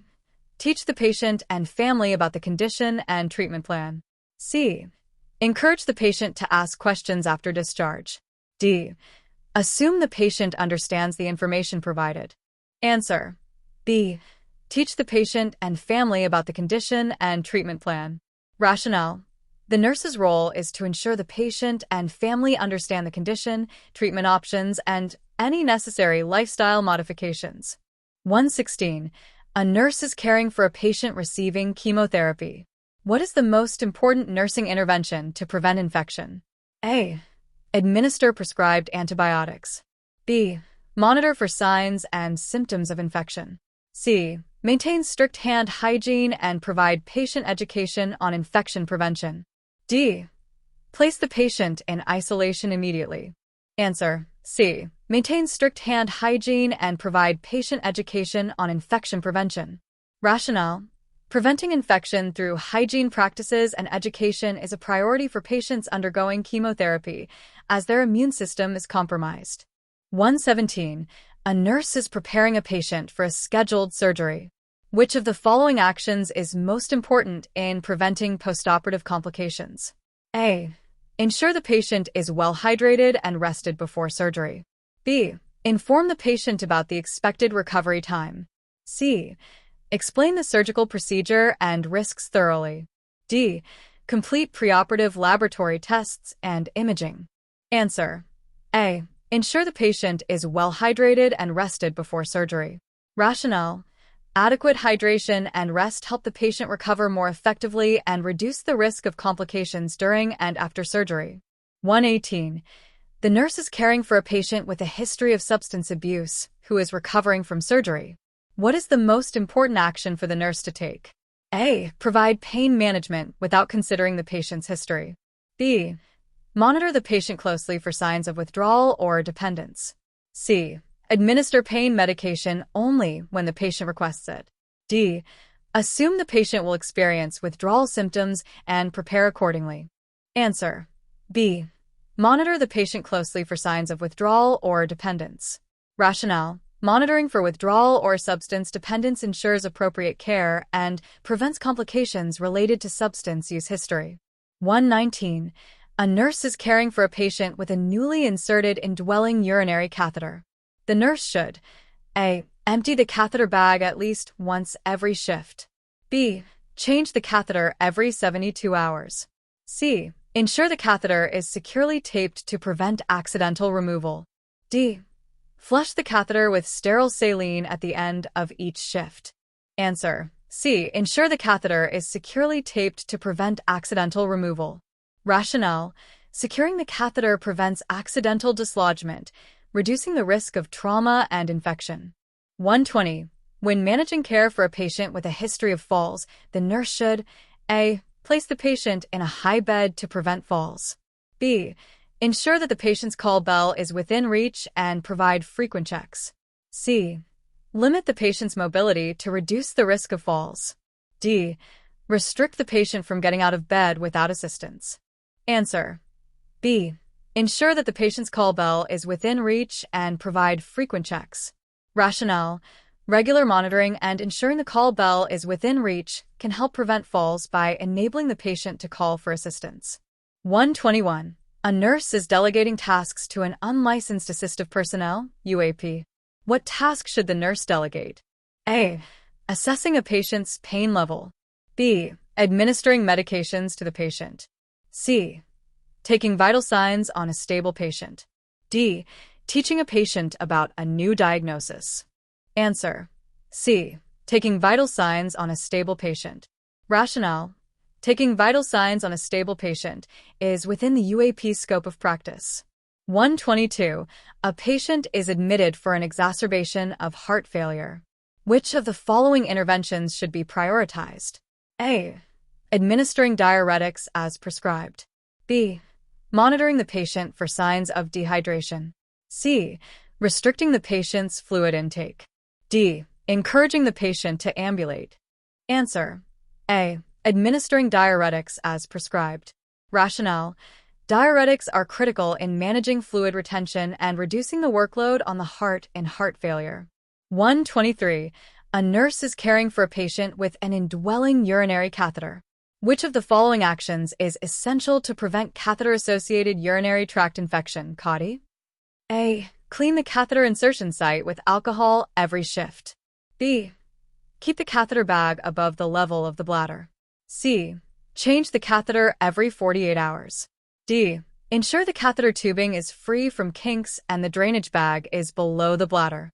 Answer: D. Ensure the catheter tubing is free from kinks and the drainage bag is below the bladder.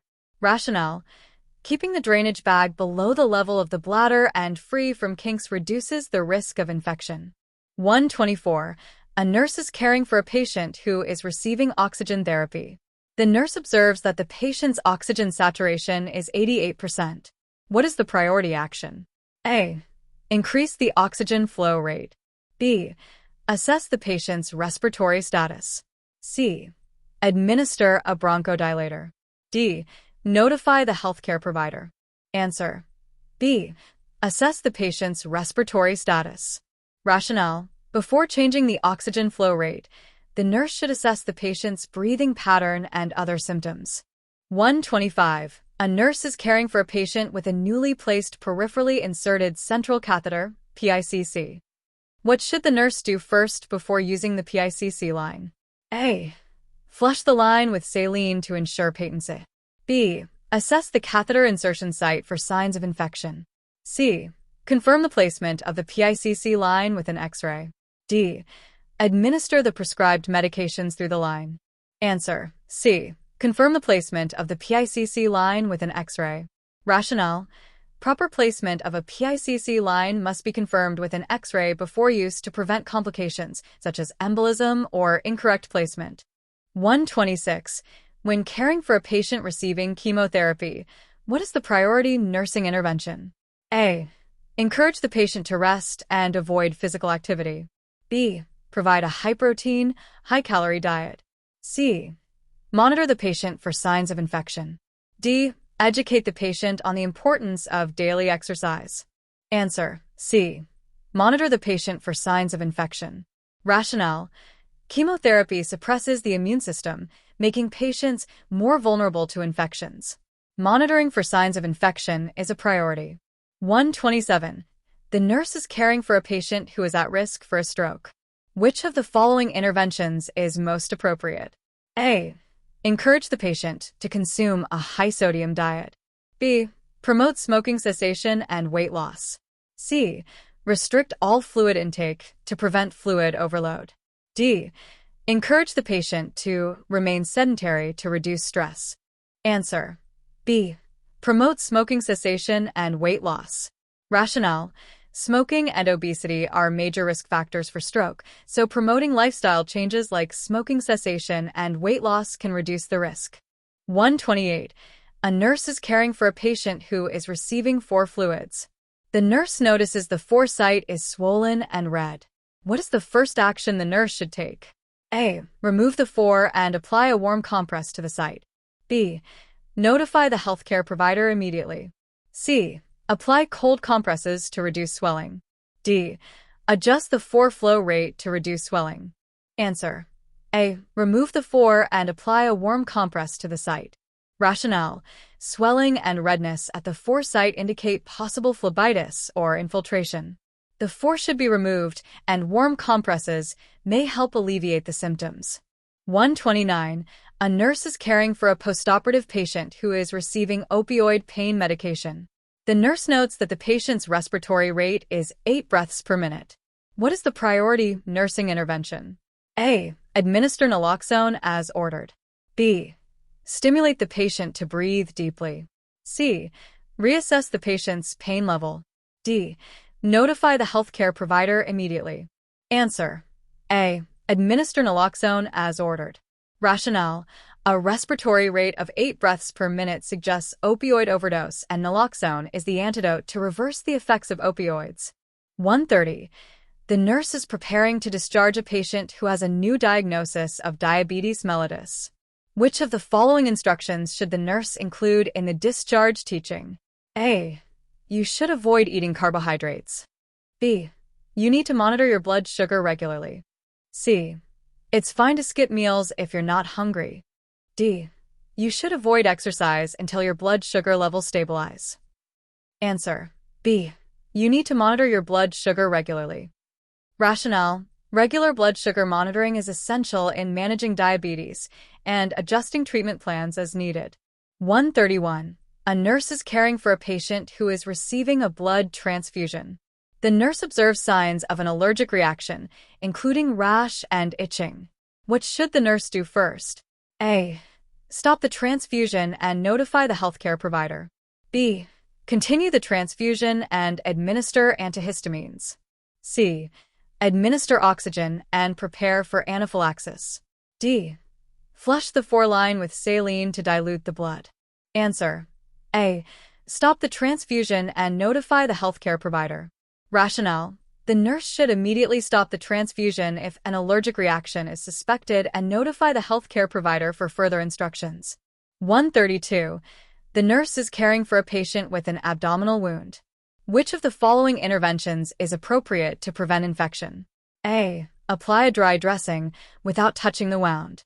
B. Change the dressing every 72 hours, regardless of appearance. C. Clean the wound with hydrogen peroxide daily. D. Perform hand hygiene before and after dressing changes. Answer. D. Perform hand hygiene before and after dressing changes. Rationale. Hand hygiene is crucial to prevent the introduction of pathogens during wound care. 133. A nurse is caring for a patient who is receiving warfarin Coumadin therapy. Which of the following is the most important to monitor? A. The patient's blood pressure. B. The patient's platelet count. C. The patient's international normalized ratio, INR. D. The patient's temperature. Answer. C. The patient's international normalized ratio, INR. Rationale. Monitoring the INR is essential in ensuring that the patient's warfarin dosage is therapeutic and within the desired range to prevent bleeding complications. 134. A patient who is receiving a diuretic for hypertension is experiencing dizziness. The nurse should assess which of the following? A. Serum potassium level. B. Serum sodium level. C. Urinary output. D. Electrocardiogram, ECG. Answer. A. Serum potassium level. Rationale. Diuretics can cause electrolyte imbalances, especially hypokalemia, which can lead to dizziness and other symptoms. 135. A nurse is caring for a patient with a wound infection. The patient's vital signs are temperature 100.2 degrees Fahrenheit, heart rate 88 bpm, and blood pressure 110/70 mmHg. What should the nurse do next? A. Administer antipyretics and monitor vital signs. B. Document the findings as normal. C. Notify the healthcare provider immediately. D. Administer for fluids and monitor urine output. Answer. A. Administer antipyretics and monitor vital signs. Rationale: a low-grade fever is common in infection. Administering antipyretics and monitoring vital signs is appropriate. 136. A nurse is teaching a patient about self-care for a chronic illness. Which of the following is an essential component of patient education? A. Encourage the patient to self-diagnose symptoms. B. Provide written materials only and avoid discussion. C. Ensure that the patient understands how to manage their condition. D. Emphasize the use of medications without addressing lifestyle changes. Answer. C. Ensure that the patient understands how to manage their condition. Rationale: comprehensive patient education should include both medication management and lifestyle changes to effectively manage chronic conditions. 137. The nurse is caring for a patient who is receiving postoperative pain management. The patient expresses fear of becoming addicted to the pain medication. What is the nurse's best response? A. Will only give you pain medication when absolutely necessary. B. Addiction is not a concern for people who take pain medication as prescribed. C. You should avoid pain medications if possible to reduce the risk of addiction. D. The healthcare team will closely monitor your pain medication usage to ensure safety. Answer. D. The healthcare team will closely monitor your pain medication usage to ensure safety. Rationale: it's important to address concerns and provide reassurance that pain management will be carefully monitored. 138. A nurse is caring for a patient who is receiving continuous enteral feeding. What should the nurse do before administering medications through the feeding tube? A. Flush the feeding tube with 30 milliliters of water. B. Administer the medications without any preparation. C. Mix medications with the feeding formula. D. Clamp the feeding tube and allow the patient to rest. Answer. A. Flush the feeding tube with 30 milliliters of water. Rationale: flushing the tube before administering medications ensures patency and prevents clogging. 139. A nurse is caring for a patient with a history of alcohol use disorder. The patient is showing signs of withdrawal. What should the nurse prioritize? A. Provide a calm, supportive environment. B. Monitor vital signs closely for signs of delirium tremens. C. Administer high-protein foods to prevent hypoglycemia. D. Encourage the patient to exercise to reduce anxiety. Answer. B. Monitor vital signs closely for signs of delirium tremens. Rationale: delirium tremens is a serious complication of alcohol withdrawal that requires close monitoring and intervention. 140. A nurse is caring for a patient who is at risk for deep vein thrombosis, DVT. Which of the following interventions should the nurse implement? A. Encourage the patient to remain on strict bed rest. B. Apply compression stockings as prescribed. C. Limit the patient's fluid intake to prevent swelling. D. Place the patient's legs in a dependent position to promote circulation. Answer. B. Apply compression stockings as prescribed. Rationale: compression stockings help improve circulation and reduce the risk of DVT. 141. A nurse is caring for a patient who has undergone a total knee replacement. Which intervention is a priority in the immediate postoperative period?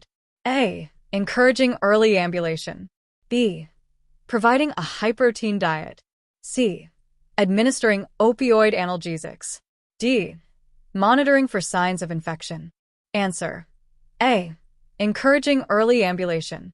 Rationale: early ambulation helps prevent complications like deep vein thrombosis and promote circulation. 142. A nurse is caring for a patient who is receiving chemotherapy and has developed mucositis. Which intervention is appropriate? A. Rinse the mouth with alcohol-based mouthwash. B. Apply a moisturizing agent to the lips. C. Encourage the patient to eat spicy foods to stimulate appetite. D. Discontinue chemotherapy immediately. Answer. B. Apply a moisturizing agent to the lips. Rationale.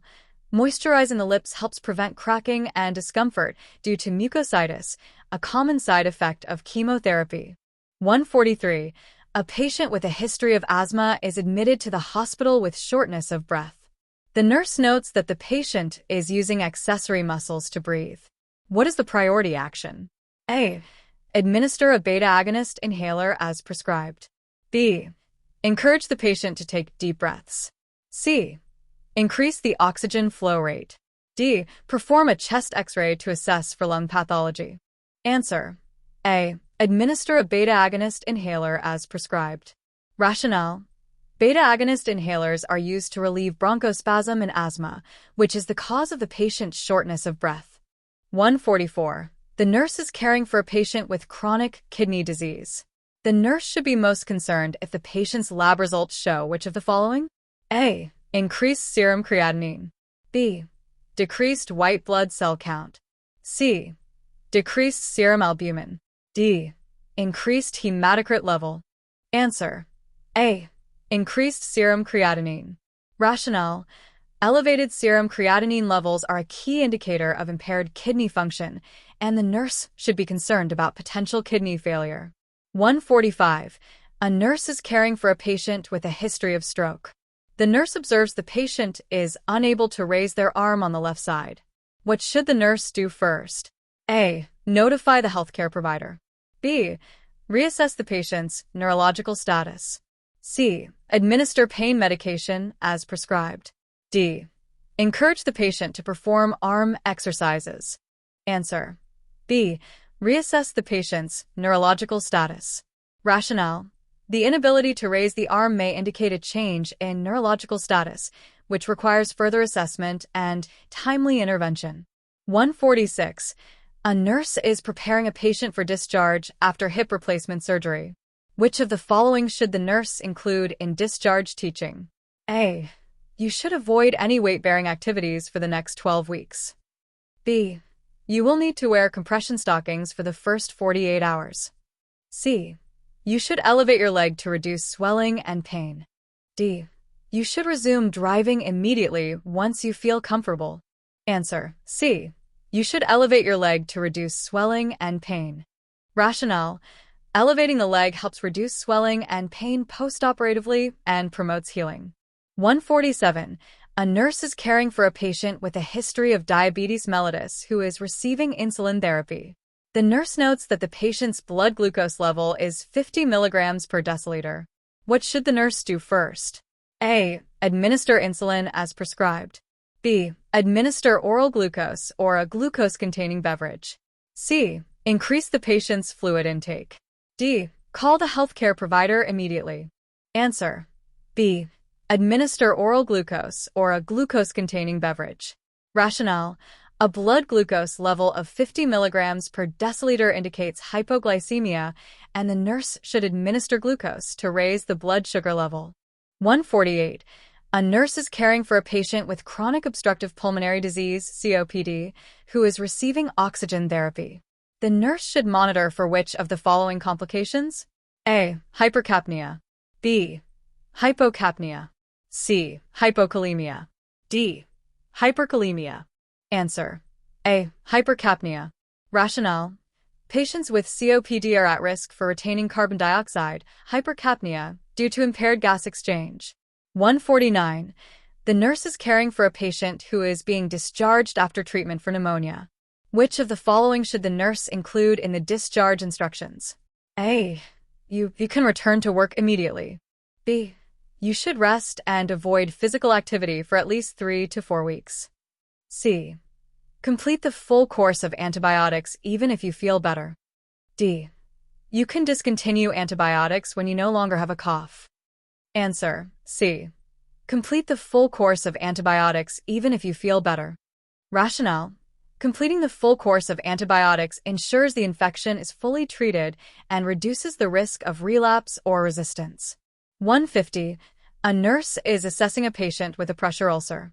Which of the following is the most appropriate method to assess the stage of the ulcer? A. Measure the depth of the ulcer using a sterile ruler. B. Assess the color of the wound bed. C. Perform a sterile culture to identify infection. D. Use a wound classification scale to categorize the ulcer. Answer. D. Use a wound classification scale to categorize the ulcer. Rationale. A wound classification scale, such as the Braden scale, helps to assess and stage pressure ulcers based on depth and other characteristics. 151. A nurse is caring for a patient with a diagnosis of hypertension. Which of the following lifestyle modifications should the nurse recommend? A. Decrease physical activity. B. Increase salt intake. C. Limit alcohol consumption. D. Limit fluid intake. Answer. C. Limit alcohol consumption. Rationale. Limiting alcohol intake helps to manage blood pressure and reduce the risk of complications from hypertension. 152. A nurse is caring for a patient who has a history of seizures. The patient is receiving phenytoin dilantin therapy. Which of the following is the priority nursing intervention? A. Monitor the patient for signs of phenytoin toxicity. B. Encourage the patient to take the medication on an empty stomach. C. Instruct the patient to avoid taking vitamin D supplements. D. Administer the medication with grapefruit juice to increase absorption. Answer. A. Monitor the patient for signs of phenytoin toxicity. Rationale. Phenytoin toxicity can occur, and it is important to monitor the patient for signs such as ataxia, nystagmus, and slurred speech. 153. The nurse is caring for a patient with a urinary tract infection, UTI. Which of the following is the most important intervention to prevent the spread of infection? A. Encourage the patient to drink large amounts of fluids. B. Teach the patient how to properly clean the genital area. C. Administer antibiotics as prescribed. D. Provide frequent perineal care. Answer. D. Provide frequent perineal care. Rationale. Frequent perineal care is essential to prevent the spread of bacteria and promote hygiene in patients with UTIs. 154. A nurse is caring for a patient who is receiving a blood transfusion. The nurse observes that the patient is having chills, fever, and tachycardia. What is the priority action? A. Stop the transfusion and keep the foreline open with normal saline. B. Administer acetaminophen to reduce fever. C. Continue the transfusion at a slower rate. D. Notify the healthcare provider and continue monitoring. Answer. A. Stop the transfusion and keep the foreline open with normal saline. Rationale. Chills, fever, and tachycardia may indicate a transfusion reaction, and stopping the transfusion immediately is the priority action. 155. A nurse is caring for a patient with a history of asthma who is experiencing an acute exacerbation. The nurse administers albuterol via a nebulizer. What should the nurse assess immediately after the treatment? A. Respiratory rate and lung sounds. B. Blood pressure and pulse rate. C. Oxygen saturation and pulse oximetry. D. Skin color and capillary refill. Answer. A. Respiratory rate and lung sounds. Rationale. After administering albuterol, the nurse should assess for improvement in the patient's breathing and lung sounds to determine the effectiveness of the treatment. 156. A nurse is caring for a patient with a nasogastric tube, NGT, in place. Which of the following interventions should the nurse implement to prevent complications? A. Reposition the tube every 24 hours. B. Check for proper tube placement before each feeding. C. Flush the tube with 30 milliliters of air before and after use. D. Clamp the tube for 1 hour after feeding. Answer. B. Check for proper tube placement before each feeding. Rationale. Verifying proper placement of the NGT ensures the tube is in the correct position and reduces the risk of aspiration. 157. A nurse is caring for a patient who has a colostomy. The nurse should teach the patient to avoid which of the following foods? A. Apples and bananas. B. Corn and popcorn. C. Carrots and green beans. D. Rice and potatoes. Answer: B. Corn and popcorn. Rationale: corn and popcorn can be difficult to digest and may cause blockages in the colostomy. 158. A nurse is caring for a patient who is post-laparoscopic cholecystectomy. The patient is complaining of shoulder pain. What is the most likely cause of this pain? A. Bile leakage. B. Gas from the laparoscopic procedure. C. Gallbladder infection. D. Hemorrhage at the incision site. Answer: B. Gas from the laparoscopic procedure. Rationale: shoulder pain after laparoscopic surgery is commonly caused by the gas used during the procedure, which can irritate the diaphragm. 159. A nurse is caring for a patient who is receiving total parenteral nutrition, TPN. The nurse notices that the TPN bag is empty and the new bag has not arrived. What should the nurse do first? A. Administer dextrose 10% in water via 4. B. Contact the pharmacy immediately. C. Hang normal saline until the new bag arrives. D. Increase the rate of the TPN infusion. Answer: A. Administer dextrose 10% in water via 4. Rationale: to prevent hypoglycemia, dextrose should be administered until the new TPN bag is available. 160. A nurse is caring for a patient with a history of smoking and chronic obstructive pulmonary disease, COPD. Which of the following is an appropriate long-term goal for this patient? A. Quit smoking within 6 months. B. Improve oxygen saturation levels during exercise. C. Decrease sputum production. D. Increase respiratory rate. Answer: B. Improve oxygen saturation levels during exercise. Rationale: improving oxygen saturation during exercise is a realistic long-term goal for a COPD patient and can help maintain functional capacity. 161. A nurse is preparing to administer a blood transfusion. Which action should the nurse take first? A. Verify the patient's identity using 2 identifiers. B. Start the transfusion at a slow rate. C. Check the patient's vital signs before transfusion. D. Prime the blood tubing with normal saline. Answer: A. Verify the patient's identity using 2 identifiers. Rationale: ensuring the correct patient is identified before the transfusion reduces the risk of errors. 162. A nurse is caring for a patient who is at risk for deep vein thrombosis, DVT. Which intervention is most effective in preventing DVT? A. Encouraging the patient to perform leg exercises every 2 hours. B. Administering prophylactic antibiotics as prescribed. C. Applying warm compresses to the legs. D. Restricting fluid intake. Answer: A. Encouraging the patient to perform leg exercises every 2 hours. Rationale: leg exercises improve circulation and reduce the risk of DVT formation. 163. A nurse is caring for a patient who is receiving anticoagulant therapy.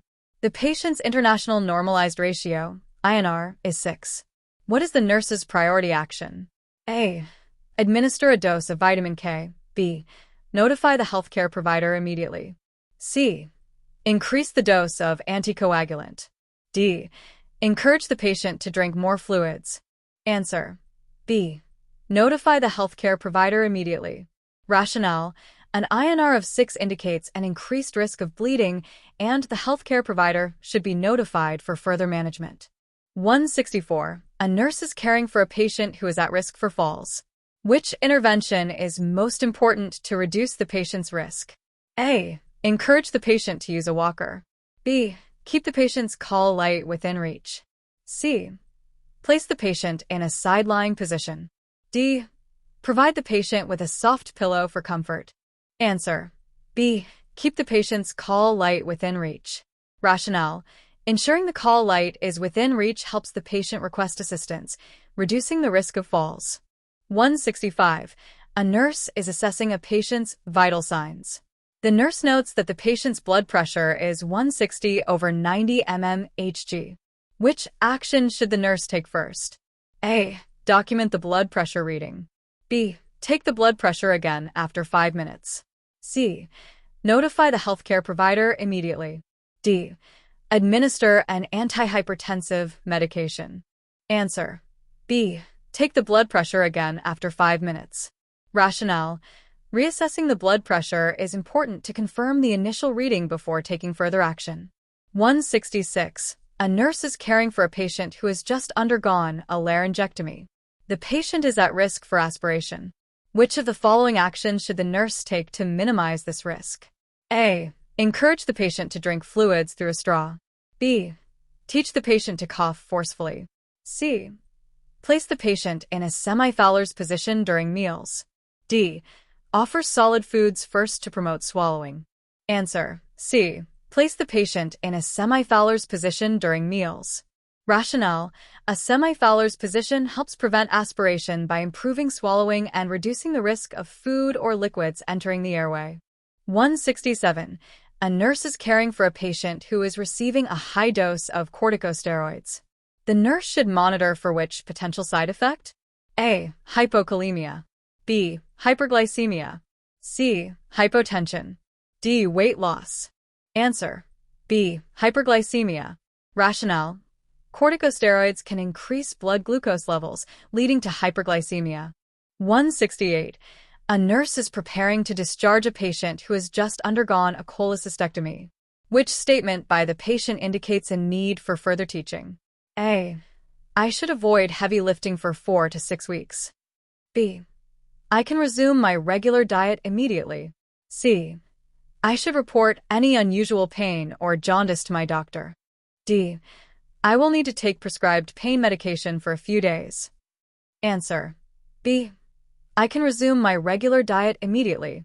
Rationale: after a cholecystectomy, the patient may need to avoid fatty foods for a while and gradually reintroduce foods to their diet. 169. A nurse is teaching a patient with asthma how to use a metered-dose inhaler, MDI. Which statement by the patient indicates that teaching has been effective? A. I will hold my breath for 5 seconds after inhaling the medication. B. I should exhale fully before using the inhaler. C. I will shake the inhaler only once before use. D. I will use the inhaler immediately after eating. Answer: B. I should exhale fully before using the inhaler. Rationale: the patient should exhale fully before using the MDI to ensure the inhaler is used effectively. 170. A nurse is caring for a patient with a chest tube. Which of the following interventions should the nurse implement? A. Ensure that the chest tube is clamped during transport. B. Keep the drainage system below the level of the chest. C. Change the chest tube dressing every 12 hours. D. Encourage the patient to cough and deep breathe frequently. Answer: B. Keep the drainage system below the level of the chest. Rationale: keeping the chest tube drainage system below the level of the chest prevents backflow and promotes drainage. 171. A nurse is caring for a patient who has been prescribed an angiotensin-converting enzyme, ACE, inhibitor. Which side effect should the nurse inform the patient about? A. Dry cough. B. Increased appetite. C. Hair loss. D. Joint pain. Answer: A. Dry cough. Rationale: a dry cough is a common side effect of ACE inhibitors, and the nurse should inform the patient about it. 172. A nurse is caring for a patient who is receiving morphine for pain management. The nurse should monitor the patient for which common side effect? A. Tachycardia. B. Hypertension. C. Constipation. D. Hyperactivity. Answer: C. Constipation. Rationale: morphine and other opioids commonly cause constipation due to their effect on the gastrointestinal system. 173. A nurse is caring for a patient with a history of substance abuse who is recovering from surgery. Which intervention should the nurse prioritize? A. Administer pain medication as prescribed, but avoid opioid use. B. Avoid discussing pain with the patient. C. Administer large doses of narcotics to prevent withdrawal symptoms. D. Encourage the patient to stop taking any prescribed pain medication. Answer: A. Administer pain medication as prescribed, but avoid opioid use. Rationale: the nurse should manage the patient's pain appropriately while avoiding the use of opioids, which could trigger substance abuse. 174. A nurse is caring for a patient who has been diagnosed with an upper respiratory infection. The patient asks whether antibiotics are necessary. What is the nurse's best response? A. Antibiotics are necessary to prevent a secondary infection. B. Antibiotics will cure the infection quickly. C. Most upper respiratory infections are viral and do not require antibiotics. D. Antibiotics will help reduce symptoms but will not cure the infection. Answer: C. Most upper respiratory infections are viral and do not require antibiotics.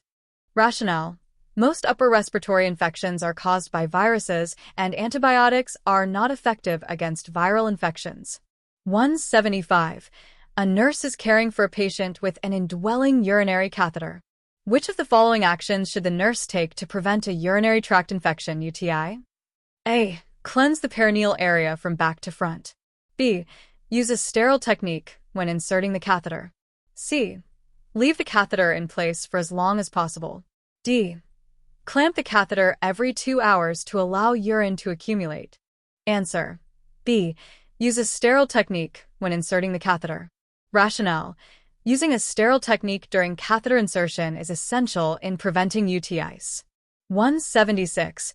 A nurse is caring for a patient with a history of stroke. The nurse notes that the patient is unable to move their left arm. Which action should the nurse take first? A. Document the finding in the medical record. B. Reassess the patient's neurological status. C. Notify the healthcare provider. D. Administer pain medication. Answer: B. Reassess the patient's neurological status. Rationale: a change in the patient's ability to move an arm could indicate a neurological emergency, and further assessment is necessary. 177. A nurse is caring for a patient who is post-operative following a hip replacement surgery. Which of the following is most important to assess in the immediate post-operative period? A. The presence of bowel sounds. B. The patient's ability to void. C. The color of the surgical dressing. D. The patient's pain level. Answer: C. The color of the surgical dressing. Rationale: monitoring the surgical dressing for signs of infection or bleeding is a priority in the post-operative period. 178. A nurse is preparing to administer an intravenous medication to a patient. Which action should the nurse take to ensure the medication is given safely? A. Verify the medication order with a healthcare provider. B. Ensure the intravenous site is patent and free from complications. C. Ask the patient to confirm their medication allergies. D. Administer the medication as quickly as possible to avoid side effects. Answer: B. Ensure the intravenous site is patent and free from complications. Rationale: ensuring the foresight is patent and free from complications is essential for the safe administration of intravenous medications. 179. A nurse is caring for a patient who is prescribed warfarin. The nurse should monitor for which laboratory value to assess the effectiveness of the medication? A. Hemoglobin level. B. International normalized ratio, INR. C. Platelet count. D. Activated partial thromboplastin time, APTT. Answer: B. International normalized ratio, INR.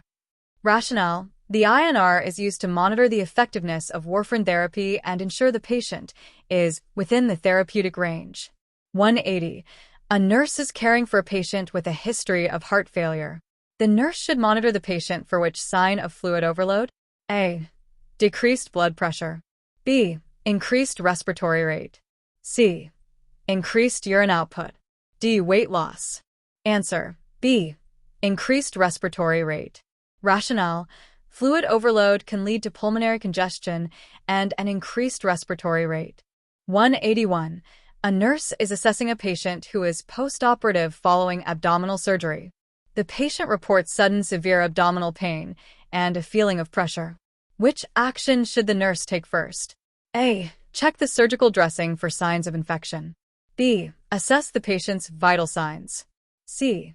Notify the healthcare provider immediately. D. Administer pain medication as prescribed. Answer: B. Assess the patient's vital signs. Rationale: Assessing vital signs helps determine if the patient is experiencing shock or complications like hemorrhage, which requires immediate intervention. 182. A nurse is preparing to administer an 4-push medication to a patient. Which action should the nurse take first? A. Verify the medication order. B. Check the patient's allergies. C. Ensure the 4-line is patent. D. Administer the medication slowly. Answer: C. Ensure the 4-line is patent. Rationale: it's essential to confirm that the 4-line is patent before administering any medication to avoid complications. 183. A nurse is caring for a patient who has a prescription for a saline lock. What is the primary purpose of a saline lock? A. To maintain access for emergency medication. B. To provide continuous fluid hydration. C. To administer blood products. D. To keep the 4-line in place for future use. Answer: D. To keep the 4-line in place for future use. Rationale: a saline lock is used to maintain access for future medication or fluid administration without continuous infusion. 184. A nurse is caring for a patient who is at risk for developing pressure ulcers. Which action should the nurse take to reduce the risk of pressure ulcers? A. Reposition the patient every 2 hours. B. Keep the head of the bed elevated to 45 degrees. C. Massage bony prominences to improve circulation. D. Use a low air loss mattress. Answer: A. Reposition the patient every 2 hours. Rationale: regular repositioning helps reduce pressure on bony prominences and decreases the risk of pressure ulcers. 185. A nurse is caring for a patient with a history of chronic obstructive pulmonary disease, COPD. The nurse should be especially cautious about administering which of the following medications? A. Anticholinergics. B. Inhaled corticosteroids. C. Oxygen therapy. D. Sedatives. Answer: D. Sedatives. Rationale: sedatives can depress respiratory function, which is particularly dangerous in patients with COPD who already have compromised respiratory status. 186. A nurse is preparing to administer a medication through a nasogastric NG tube. Which of the following actions should the nurse take first? A. Check the patient's medication list for contraindications. B. Verify the placement of the NG tube. C. Crush the medication and mix it with water. D. Aspirate for stomach contents. Answer: B. Verify the placement of the NG tube. Rationale: verifying the placement of the NG tube ensures the medication is delivered to the correct location. 187. A nurse is caring for a patient who has been prescribed warfarin. The nurse should monitor which laboratory value to assess the effectiveness of the medication? A. Hemoglobin level. B. International Normalized Ratio, INR. C. Platelet count. D. Activated partial thromboplastin time, APTT. Answer: B. International Normalized Ratio, INR. Rationale: the INR is the primary lab value used to monitor the therapeutic effect of warfarin therapy. 188. A nurse is caring for a patient with a history of hypertension. The nurse should prioritize which of the following interventions? A. Administer antihypertensive medications as prescribed. B. Encourage the patient to increase fluid intake. C. Monitor for signs of hypoglycemia. D. Promote regular exercise and a low-sodium diet. Answer: D. Promote regular exercise and a low-sodium diet. Rationale: lifestyle modifications such as exercise and a low-sodium diet play a crucial role in managing hypertension. 189. A nurse is caring for a patient who has undergone a thyroidectomy. Which of the following complications is the nurse most concerned about? A. Hypocalcemia. B. Hypertension. C. Hypoglycemia. D. Hyperthermia. Answer: A. Hypocalcemia. Rationale: damage to the parathyroid glands during thyroidectomy can lead to decreased calcium levels, resulting in hypocalcemia. 190. A nurse is caring for a patient who has undergone a stroke. The patient is unable to swallow. Which of the following interventions should the nurse implement to prevent aspiration? A. Provide liquids with meals.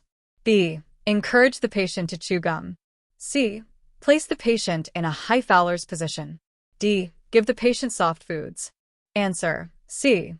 Place the patient in a high Fowler's position. Rationale: a high Fowler's position helps prevent aspiration by improving swallowing and decreasing the risk of food or liquid entering the airway. 191.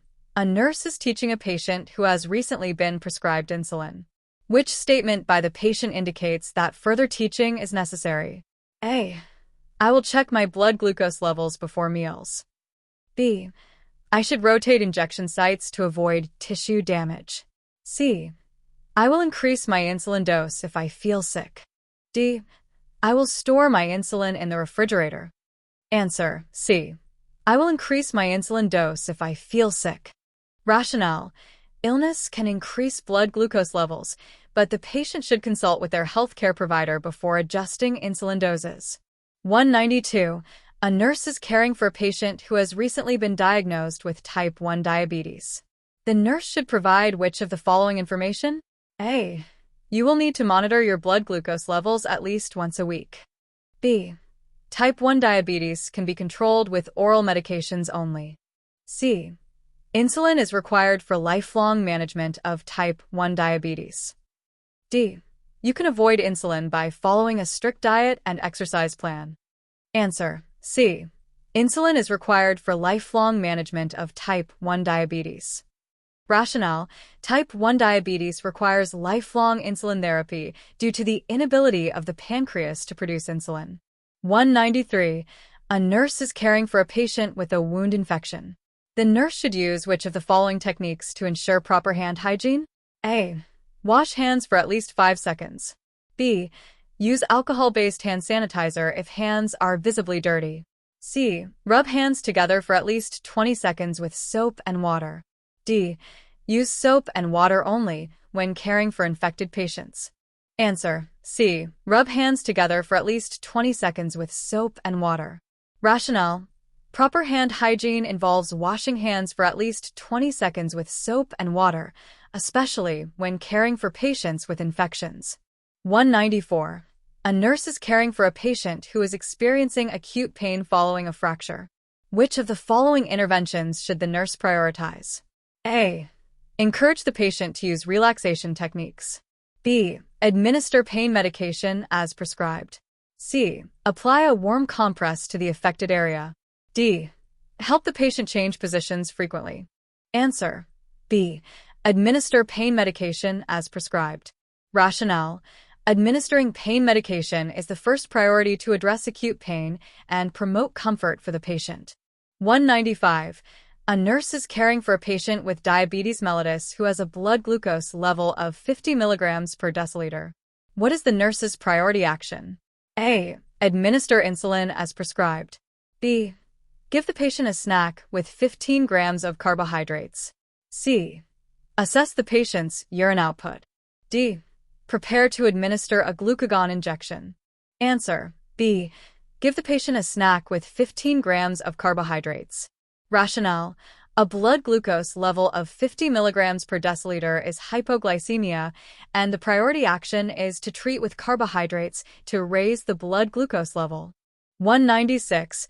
A nurse is caring for a patient with a history of seizure disorder. Which of the following interventions should the nurse implement to prevent injury during a seizure? A. Place the patient in a high Fowler's position. B. Restrain the patient's arms and legs during the seizure. C. Place a padded tongue blade in the patient's mouth. D. Clear the area of sharp objects.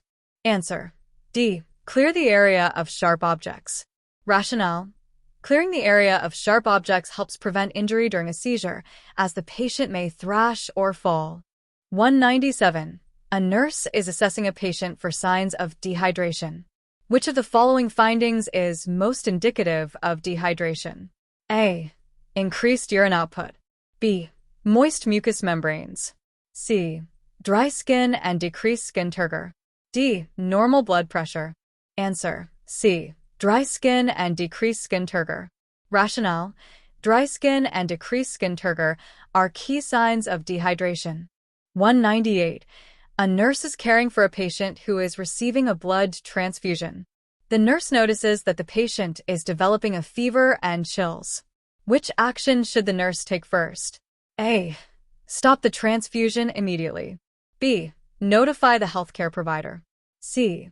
Administer antipyretics as prescribed. D. Take a blood culture from the patient. Answer. A. Stop the transfusion immediately. Rationale. A fever and chills may indicate a transfusion reaction, so the first priority is to stop the transfusion. 199. A nurse is caring for a patient with a chest tube. The nurse should notify the healthcare provider if which of the following occurs? A. The drainage system is below the level of the chest.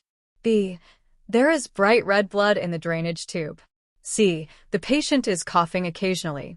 D. The chest tube is connected to suction. Answer. B. There is bright red blood in the drainage tube. Rationale. Bright red blood in the chest tube may indicate active bleeding, which requires immediate evaluation by the healthcare provider. 200. A nurse is caring for a patient who is receiving a blood transfusion. Which action should the nurse take if the patient develops shortness of breath during the transfusion? A. Continue the transfusion at a slower rate. B. Stop the transfusion immediately and notify the healthcare provider. C. Administer oxygen and continue monitoring the patient. D. Increase the rate of the transfusion to relieve symptoms. Answer. B. Stop the transfusion immediately and notify the healthcare provider. Rationale. Shortness of breath during a transfusion may indicate a transfusion reaction, and the nurse should stop the transfusion and notify the healthcare provider immediately.